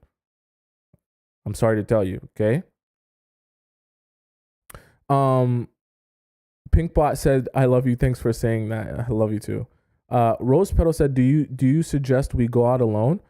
If you want to go out alone, if you're cool with that, I would go out alone. That's me though. I don't want to say what I would do and then expect you to do it. I would go out. If I really wanted to do it, I would go out alone. I go to movies alone. Okay. But I don't expect you guys to be on there yet. That takes work. Okay. If you're okay with going alone, you can go alone. If you want to go with the girlfriend, go with the girlfriend. I'm sure you have some other single friends that would probably love to have an experience going somewhere, doing something that's not the club or the bar. Okay, so find a single friend that wants to do something other than go to the club or the bar, that's sick of that environment and wants to try something new. Okay. If you have no friends, work on getting some friends. You go alone and find some friends. Okay. Right. CFAT says, I'm 35, so I'm seeking older men. Any ideas on activities where I can find the older men who aren't married? Well, figure out first what do you like doing? What do you enjoy doing? That's why I say, guys, when I say try things and figure out what you like, what you enjoy, the reason I say that is because I don't want you to necessarily go to these places saying I'm going here as like a scout for my next husband, right? You don't have to go there with that mindset, right? That's not the right energy you need to go in with. Just go there because you enjoy doing it or you want to enjoy yourself and have a good time. Give yourself the freedom to just enjoy that time. Okay? Just enjoy that time. I promise you, when you actually this is why I say how to love yourself better than anyone else ever can. Because when you go there with the intention that you just want to pour into yourself and enjoy your time, I promise you good things happen. When you go out there with the energy of like, I'm going here and I better see some super hot, sexy single men. If I don't see some super hot, sexy single men, I'm going to be mad. This is going to be such a waste of my time. What's a better use of your time? Sitting on your couch and scrolling on Hinge? What's a better use of your time? Sitting on your couch and watching season 6 of Love is Blind by yourself? What's a better use of your time? Sitting around and scrolling through Instagram, wishing that your life could be as amazing and fun, as interesting as the girls that you're watching on Instagram? That's a better use of your time than going out to the dance class or going out to the paint and sip or going out to the art class or going out to the fitness class? That's a better use of your time. I go to the gym. Guys, I wake up 7 a.m. every morning. I'm at the gym by 8 a.m. Okay? Every morning. Steady. I get to the gym. By the time I'm getting ready to leave the gym at 10 a.m., there is a wave of women and men who are they're either doing yoga or they're doing some sort of fitness class where they're all in a group in the studio together. There's like 30 of them. Okay? There's like 30 of them. And they're all in the class doing it together. There's men and women. Everyone's like, and the age range is from like, 25, 28 till 55. There's a high range of people. And they work out together, right? Everyone does the same workout. And then afterwards, the class is over, everyone chit chats, and some people go out into the gym and continue their workout or whatever. I see the same people. I see some different people some days because some people like different classes, different days, right? They commingle, they build a community where they're meeting each other in places they wouldn't otherwise meet each other. Because some of those people don't go to the club. Some of those people don't go to bars. It's just not their style. Okay? Right? 416 baby girl says you go to the gym, bro. You thick as hell. You gotta check me at the gym. You gotta check me at the gym. I be at the gym. I be lifting weight too. I don't go to the gym and mess around. I be doing like real weight. I be squatting. I be benching. I be doing weighted pull ups, all that good stuff. No cap. I'll post a video of me working out one day. Let me see. Madison said in the YouTube chat, she said, so if I like photography and modeling and I want to meet someone who take pictures, do I do more photo shoots? Sure. Do more photo shoots and maybe you'll meet a photographer who you actually find interesting. You see how like you had the answer to your own question. You just asked me if that's what you should do and you had the answer to your own question. Someone said Kamarje said I'm 6'2". I'm actually 6'3". So for those of you guys wondering. Okay. I'm always sitting on this couch and wearing a sweater. So you guys aren't really gonna see what I really look like. You're not gonna get a sense. Okay. CFAT said you're so right. Your vibration attracts what you want. So put yourself in good vibes, doing the things that you love. Exactly. 100%. I agree. Okay. So that was a long one. That was number 5. So number 6, let me go through them for those of you guys maybe you missed, okay? So number 1 was believe that you're worthy of being loved. Number 2 was know exactly what you want out of life. Number 3 was get rid of habits and people that don't align with your vision. Number 4 is change your environment. Number 5 was try new things and figure out what you enjoy, okay? And by the way, if you guys missed any of the points, you can always go to my YouTube channel and you can replay the live stream from there. Okay. Don't feel like if you miss it, then you're never going to be able to have it again. Number 6 is stop focusing on what others are doing. This one's going to get me mad, and I'm going to go on a rant about this. Okay? Stop focusing on what others are doing. Very important. Okay? In order for you to properly love yourself, you need to have singular focus on you and what you're doing. The reason that I'm going to go on a rant about this is because the world has brainwashed you into caring more about other people's lives than you do your own. And that makes me mad. Because it's very easy for anyone to fall into the trap of focusing their energy and their brain and thought power more on what other people are or aren't doing with their lives than focusing on what we're doing with our own lives. Okay? How many of us in the YouTube chat know who Kim Kardashian is dating or not currently dating? How many of us in the YouTube chat, in the chat in general, know who Kim Kardashian's last ex was? I'll say it like that. Do you know who Kim Kardashian's last ex was? Okay. How many of us have a celebrity that we know how old their children are? We know how old they are. We know how many kids they got. We know who their spouse is. Gina says, good example. Says no one cares, right? Of course, right? I actually don't care. Guilty, right? I'm not saying there's anything particularly wrong with knowing, because even I know who Kim Kardashian's ex is. Her ex is Pete Davidson. Okay. But I say that to say it's so easy in this world with social media and just the way that we consume things now. It's so easy to fall into the trap of being so invested in someone else's life and zapping all of that energy away from yourself. Okay? Right? And because the problem is that you only have 100% of your energy. You only have 100%. You can never have more than 100% of your energy, which means your energy is a pie. So if you add more energy into some places, it's going to take away your ability to have energy in other places, right? And vice versa. As you decrease your energy in some places, it will allow you to have more energy to put into other places, but you only have 100% to utilize, which means the more energy you're putting in and investing into other people's lives, what they are or what they aren't doing, right? The less energy you have for yourself. Does that make sense?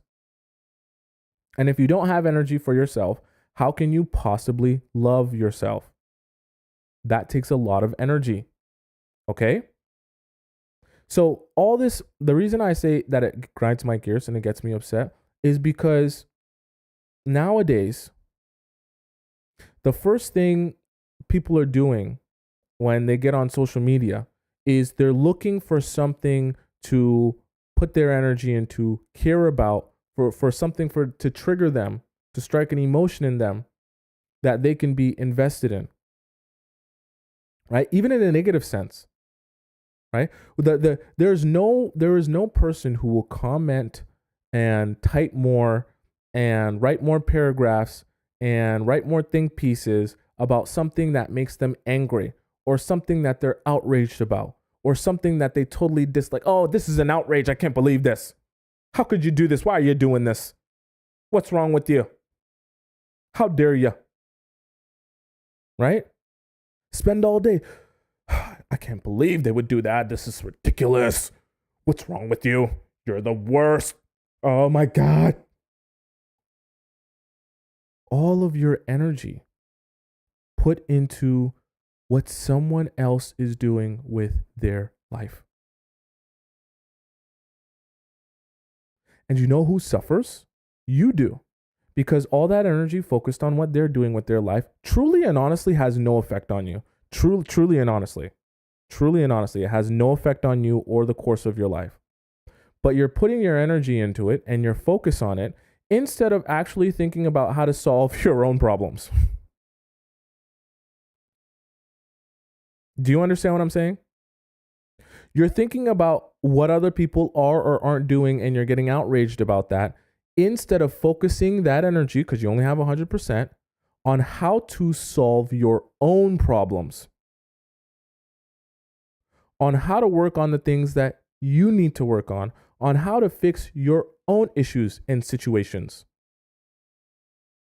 And the reason I say it's like a trap is because it's so easy for us to get lost in the sea of information and things that are readily available at our fingertips, with the internet.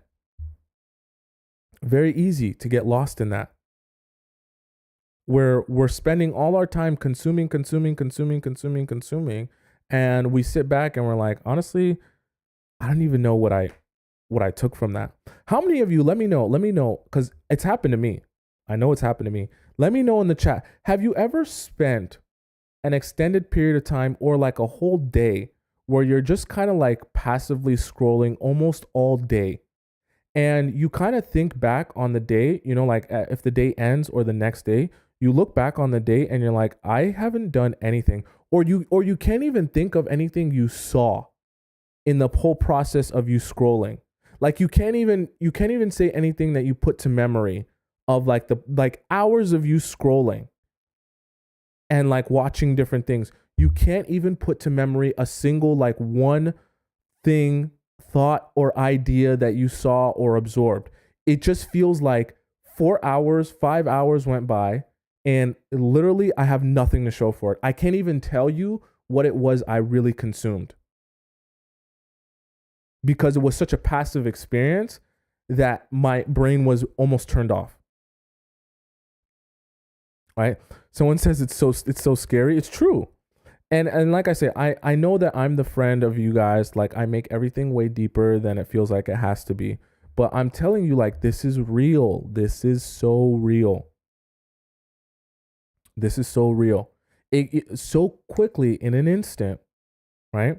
You can find yourself in a position, right, where you're spending all your energy invested in what other people are doing, what they're doing with their lives, and then you come out of it when you're ready to go live your life, and you're like, oh my God, what did I just spend the last 5-6 hours of my life doing? What did I just spend? Like, I just invested all my time and energy into something that like literally like doesn't affect my life at all. But you never think of it that deeply, because in the moment your brain is turned off.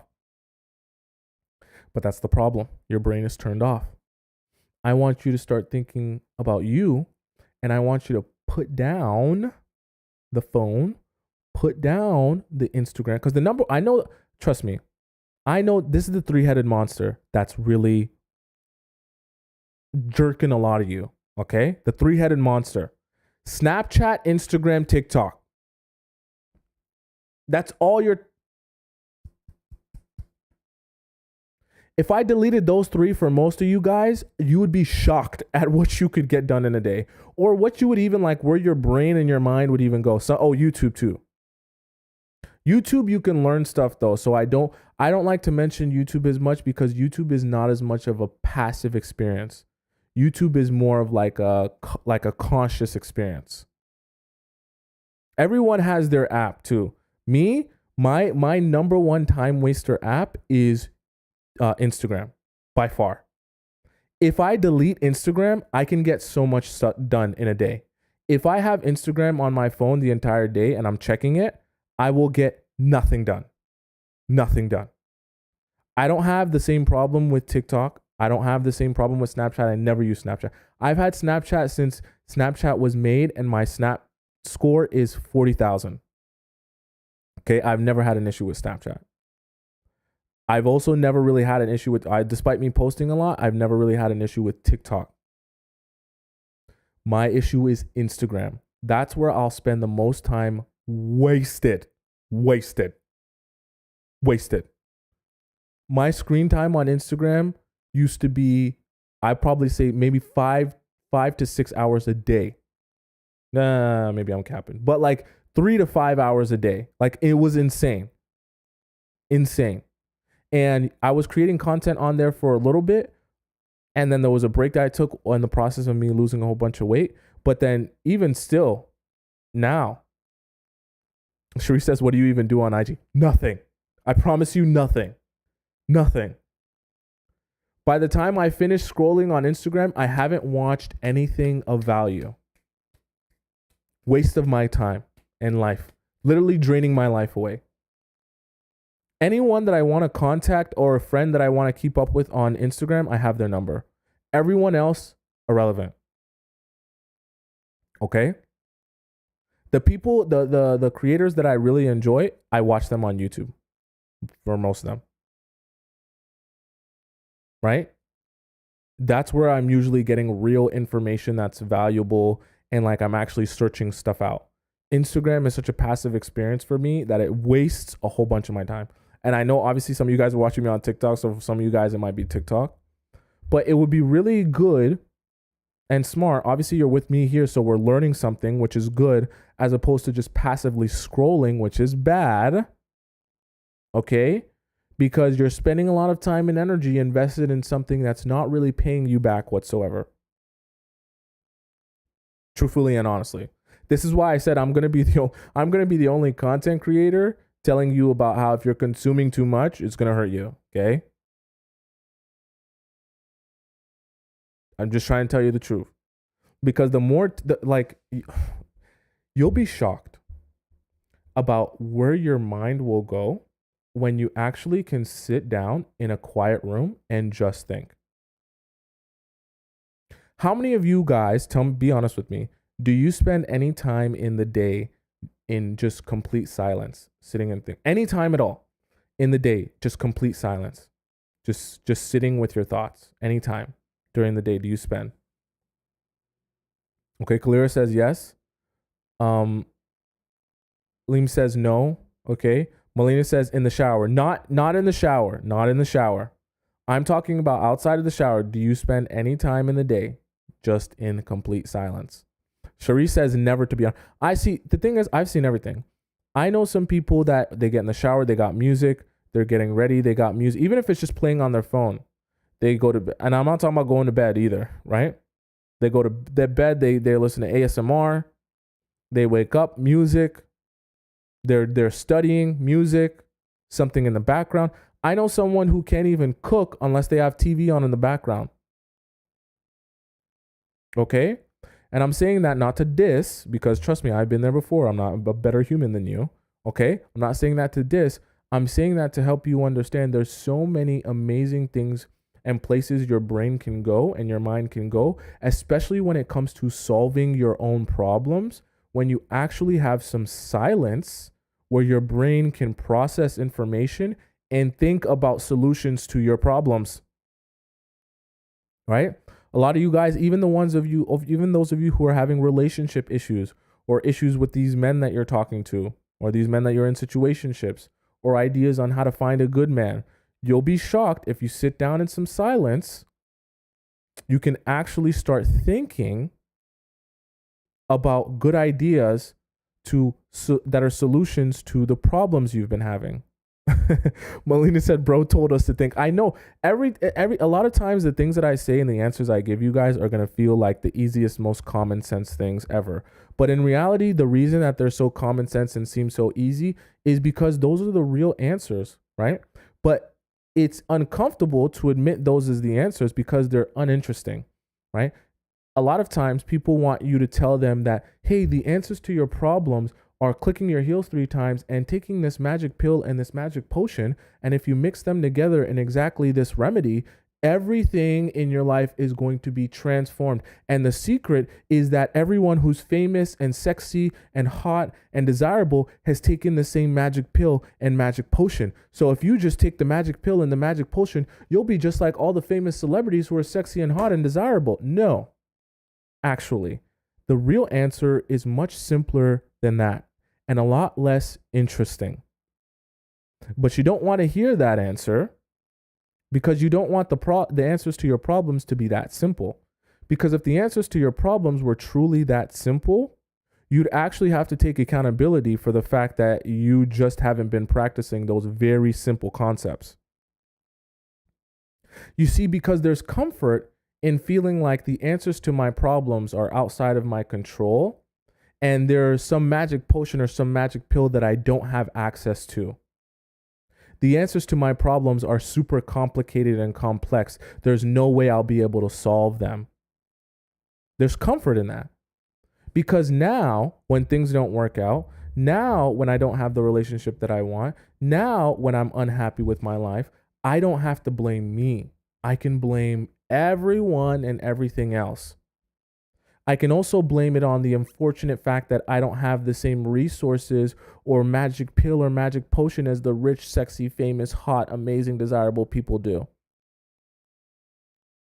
If only I had their same magic potion and magic pill, I could be just like Jennifer Lopez. I could be just like Oprah. I could be just like Kim Kardashian. Newsflash. You can be Kim Kardashian. You can be Oprah. You can be Jennifer Lopez. And if you actually listen to them, they would tell you that the things they did to become the woman that they are the same simple concepts that you've been overlooking your entire life. Okay. You know what? Oh, I want to do this so badly. I just don't want to have a whole bunch of glitches. I want to show you guys. Let me see. You know what? Because I'm so compelled to do this, this is going to be a special episode for you guys because I can't stand knowing that this exists and not sharing it with you guys anymore. Okay? I want to share with you guys a video that is, I'm going to put it up on the screen for you guys. I want to share with you guys a video that is literally a bunch of famous women, female celebrities that are talking about the law of attraction and manifestation and how they utilized it in their life. Okay. I'm going to show you guys this. Let's see if I can find it here. I'm going to show you guys this. And I want us to watch together because I don't want it to be like it's just me talking out of my butt, and it's not The Secret. I'm not showing you a long video. It is literally just. I'm only going to show you guys like a minute of this. But the reason I want to show it to you is because these are celebrities that you guys can identify with. Okay, there's Ariana Grande's up here. Jennifer Lopez is on this one. Oprah's on this one. Okay, Jennifer Hudson. Shawn Mendes, people that you guys know. So I don't want it to be like, oh, I'm just talking out of my butt, right? And I don't actually know what I'm talking about, but or like, you know, yeah, it sounds good in theory, right? I don't want it to just be like it sounds good in theory, but other people don't actually practice this, right? Or like my favorite celebrity probably has some sort of skill or trait that I don't have. Okay, so I'm going to show you guys a video and let me know if you guys can see this video. Let me see here. Actually, let me do this. Let's see. Browser. Okay. I'll just do this. Let me know if you guys, okay, you guys can see my screen here. I know this is not perfect, okay? But I really want to show you guys something amazing. Okay, I know this isn't perfect. Okay, I'm going to show you guys a clip here, okay, of, let's get this right. I'm going to show you guys a clip here on YouTube of these two celebs, okay, or these couple of celebs. Let me know if you guys can hear this.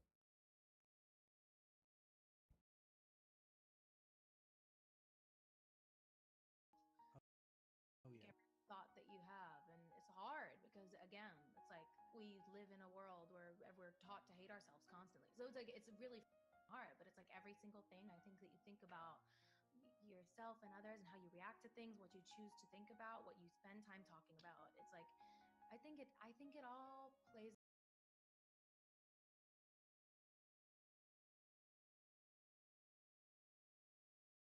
a part somehow. Manifestation, Oh like yeah. every thought that you have, and it's hard because again, it's like we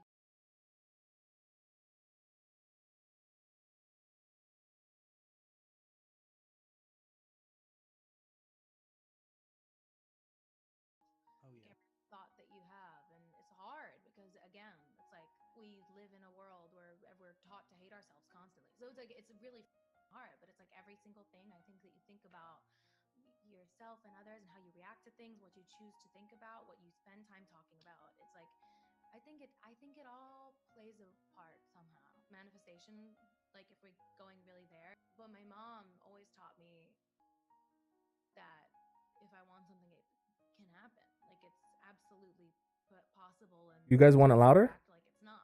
Turn it And up. I Turn it think in up. a way Okay, hold that's on, hold kind on, of hold on. Let me turn it manifestation. up. It's like you think about it like it's already there, and it One is. second, one But I was second, one taught that's second, one in second, one second, one second. We gonna watch this video together. It's the last thing I do. We gonna watch this video together. Uh,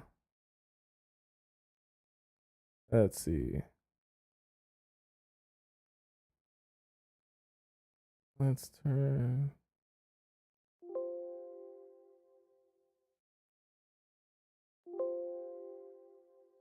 Okay, I'm gonna restart. I'm gonna restart the video. I'm gonna restart the video. Okay.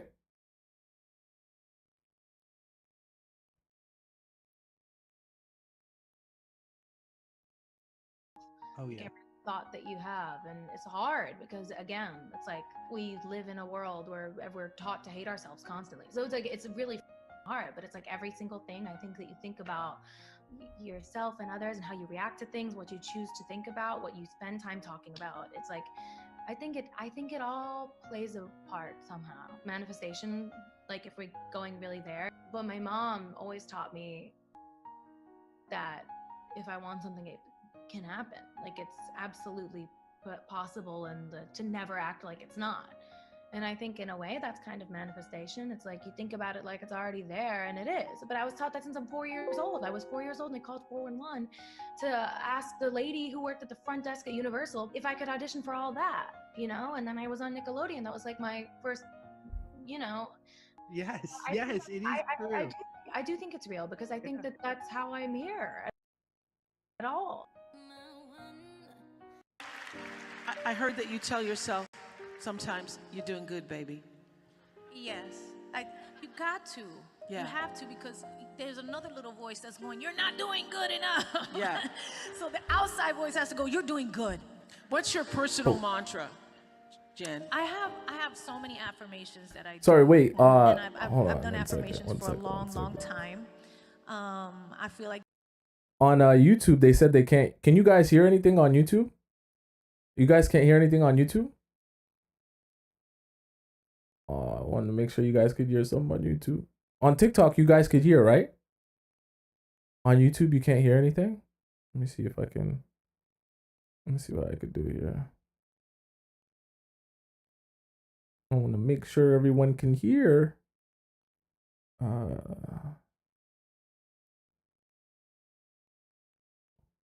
CFAT, you gotta let me know if you guys could hear. I know you guys can hear on TikTok. I just want to make sure that on YouTube they can hear as well. Okay. Let me know when I play if you can hear. I know it's technical difficulties, but I really want to make sure you guys see this because I don't want it to just be like me talking out of my butt. What's your personal mantra, Jen? I have so many affirmations that I do, and I've done affirmations for a long, long time. I feel like they really do. That the more I believe that how you think, and I teach my kids this, your thoughts create your life, and so you have to think positive thoughts all the time. You have to force yourself to think positive thoughts at times. And so I do a lot of different affirmations. I'm open and receptive to all the goodness and abundance the universe has to offer. I I am in perfect health. My children are in perfect health. We are safe.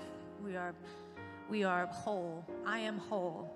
Oprah, you're my vision board for 2018. Really? And I am here, so I have manifested this moment. Congratulations.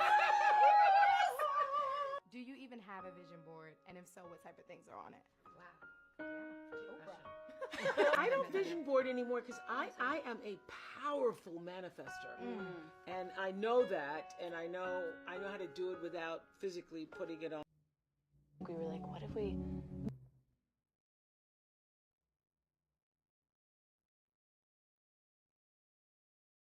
We were talking about, like, making music, like, we were like, what if we made music together? And he goes, I'm gonna make you the biggest pop star in the world. And I was like, haha, like, we laughed. When was this? How long ago was this? 2015, the beginning of 2015. That's crazy. What does it feel like now? You're in this house, you're sitting there, like you say, you hear these songs being recorded and made, and then now you sit in these arenas. Because the whole experience is so crazy, you know? I mean, for a while they'd write these songs and I'd be like, when is it gonna come out? Because everyone in the world has to hear it. And now everybody hears it, and I had a dream. I got everything. Is it true that you run on a treadmill with a big picture of an Academy Award in front of it? I do, but it's not right in front of the treadmill. It's over in the corner somewhere, just so it's in the back of my mind. Not quite the back, I'll bet. I bet it's a little closer than the very back of your mind. Well, it's getting closer. Where does Anything you want to do, anything you've ever said, there's no way I'll be able to do that. Now you're just doing it, right? Well, I will say that the cover of Sports Illustrated and the cover of Vogue were on my vision board. Today is your day. You got this. You're absolutely crushing it at everything you do, from your job to maintaining a social life to pursuing your passion projects. You're killing it. Ignore anyone who tells you otherwise, because you're amazing. The only thing more beautiful than your smile is your personality. Yeah, I said it. You're more than capable to take on the world, the whole world, by storm. Speaking of the world, did you know that it's a better place because you're in it? I mean, your mum brags about you all the time. Dogs love you. You're strong, you're confident, you're intelligent, you're charismatic, you're the total package. On a scale from 1 to 10, you are an 11. You make me want to be a better man. You are bloody brilliant. Brilliant. Don't forget it, okay? Do not forget it. And go out there.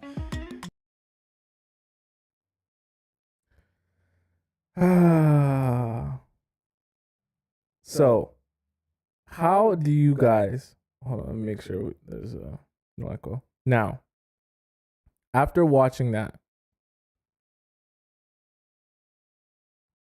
how do you guys feel? How do you guys feel? Were you surprised at any of the people that were on there? Were you surprised at all? And you guys can go back. I didn't want to spend too much time on it, but you guys can go back and rewatch the exact same video. Just type in celebrities celebrities, the law of attraction, and you'll see a bunch of videos just like that one. Okay?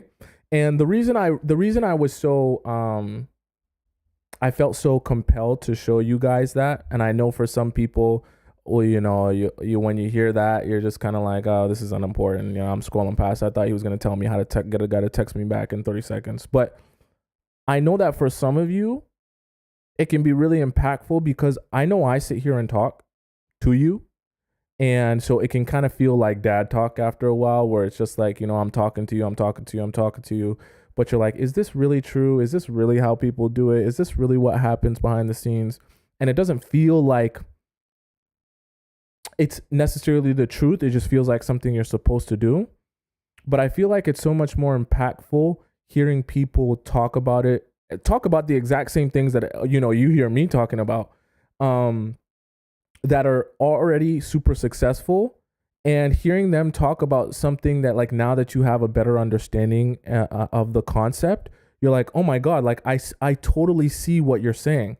But probably if you were watching their interview before your mind and your brain was really there, you would hear them say it and you'd be like, okay, yeah, cool. manifestation. You wouldn't really have any understanding of what it really means to think your life into existence, right? And how that really changes not just your career, but your life, your loves, all of that stuff.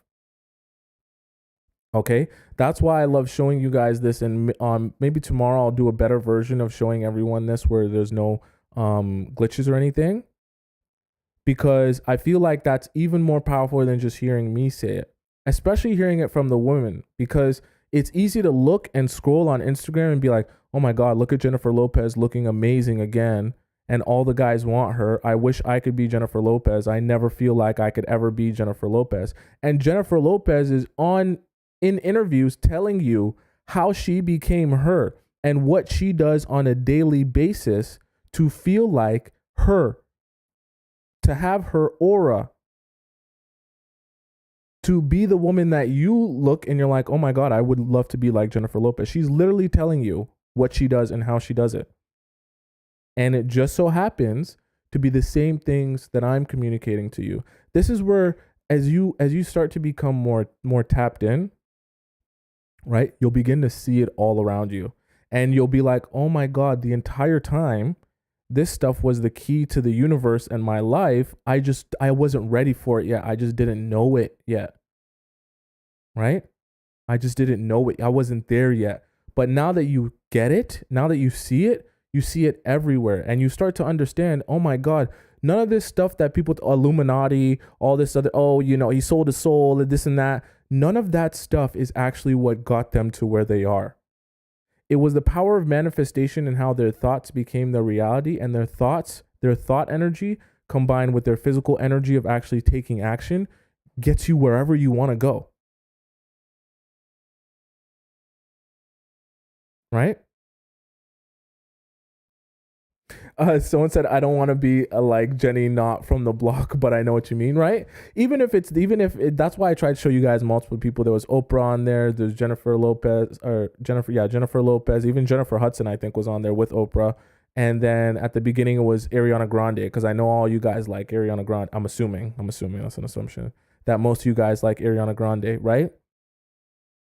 And to hear them all talk about the same thing, you start to see the pattern of like, oh my God, it's all the successful people that think like that. It's all the desired people that think like that. It's all the people that everyone wants to be that thinks exactly that same way. And then you see the pattern. That's why they call it the secret, right? Because once you start to see the pattern, you realize, oh my God, that was the key, right? CFAT in the YouTube chat says celebrities don't have don't only have physical discipline, but they have so much mental discipline. I always feel like they need it for the sort of business that they're in, but I'm realizing how much we all need it, that mental discipline too. Exactly. And there is no amount of mental discipline that Ariana Grande has that's more than you, CFAT. That's more than Charisse. That's more than anyone. You know what I mean? That's more than Gabby. That's more than Safi. That's more than anyone in the chat. Right? You guys are all capable of the same things those amazing women are capable of. And I hate to be a man having to mansplain that to you, because I shouldn't have to be the one to mansplain it to you. But sometimes we get so lost in what everyone else is doing, right, that we forget how powerful we are as individuals, right? And we forget how capable we are of turning our lives into anything that we want it to do. Okay, I don't want it to become a dad talk again, but you get my point. Okay, so that was number 6. The last and final one, kind of related to everything that we talked about, is give yourself everything you want from other people. Okay? Right? And it kind of just crystallizes everything that we were discussing, is that it's so important to make sure that if you're going to love yourself, however you want to be loved, that you are doing the job of giving yourself the things that you expect from other people, whether that be consistency, whether that be gifts, whether that be, I don't know, just pure unconditional love, whatever it may be. Make sure you're giving that to yourself. You want someone to come around and, give you massages all the time? Go take yourself for a massage. You want someone to buy you fancy dinners? Buy yourself a fancy dinner every once in a while, right? Do the things that if you want other people to treat you a particular way, treat yourself that way first, and you'll begin attracting that energy towards you. Okay? And I say this, right? If I wanted a confident woman, but I was a super, super shy guy in the corner, I didn't want to talk to anyone, I didn't want to look at anyone in the eyes, I couldn't even hold a conversation, there's a much more likely chance that I'll attract a shy person than I will a confident person, right? And there's a much more likely chance that if I was actually a confident person, then I would attract a confident person, right? You're going to attract the energy that you're projecting outwardly. Okay? You're going to attract the energy that you're projecting outwardly. Someone said, guys, he's literally my therapist. And I also wanted to mention with number 6, I know we went super long on that, but I did want to give you guys an example. The example for number 6 on stop worrying about what others are doing is simply imagine if you were playing video games. I know some of you guys don't play video games, but if you were playing video games for days on end and you didn't drink or eat any food and you didn't drink any water, eventually, no matter how amazing you are in the video game, no matter how much time and energy you invest into the video game, eventually your real body is going to break down. Because without the proper attention to yourself, you will break down mentally, physically, spiritually, all that. And if you're investing all of your energy because you only have 100% in other people and other things, you will suffer. Okay? And like I said, with number 7, you got to give yourself everything that you want from other people, because that's how you begin radiating that energy. And then that's how you begin attracting that energy. So for those of you guys who missed it, you had believe that you're worthy of being loved, know exactly what you want out of life, get rid of habits and people that don't align with your vision, change your environment, try new things, stop focusing on what other people are doing, and give yourself everything you want from other people. Okay? That's the show for today. I hope you guys had a good time. Sorry about the technical difficulties that we had, in me trying to get that up for you guys. Tomorrow I'll show it again, but I'll show it in a more, easier way for everyone to consume. But I wanted you guys to watch that. Go watch it too. If you want to watch the whole thing, go watch it too. You just got to type in celebrities law of attraction, and you'll see a whole bunch of videos of your favorite celebrities talking about manifestation and the law of attraction and how it changed their life and still changes their life to this day. Okay? Because your life can be changed too. All right? Very important. So I love you guys so much. So glad to spend some time with you. I know we went longer today. We're like 2.5 hours. I hope you guys got something good out of that. If you missed anything that I talked about today in today's live, at the beginning or at the end, whatever, you can always go on YouTube and you can rewatch the entire live stream there, and get all the amazing information that you possibly can. Make sure you're subscribed to me on YouTube as well. I post lots on there. And then for those of you guys who have a personal question for me, ask it to me on Instagram, and I will try my best to get back to you. Okay? You guys have a great rest of your day or night or morning. I will see you tomorrow at 4 p.m. exactly. 4 p.m. Eastern time exactly. We will reconvene and we'll have an amazing chat again tomorrow. I love you so much. I'm going to see you again soon. Okay? Bye for now.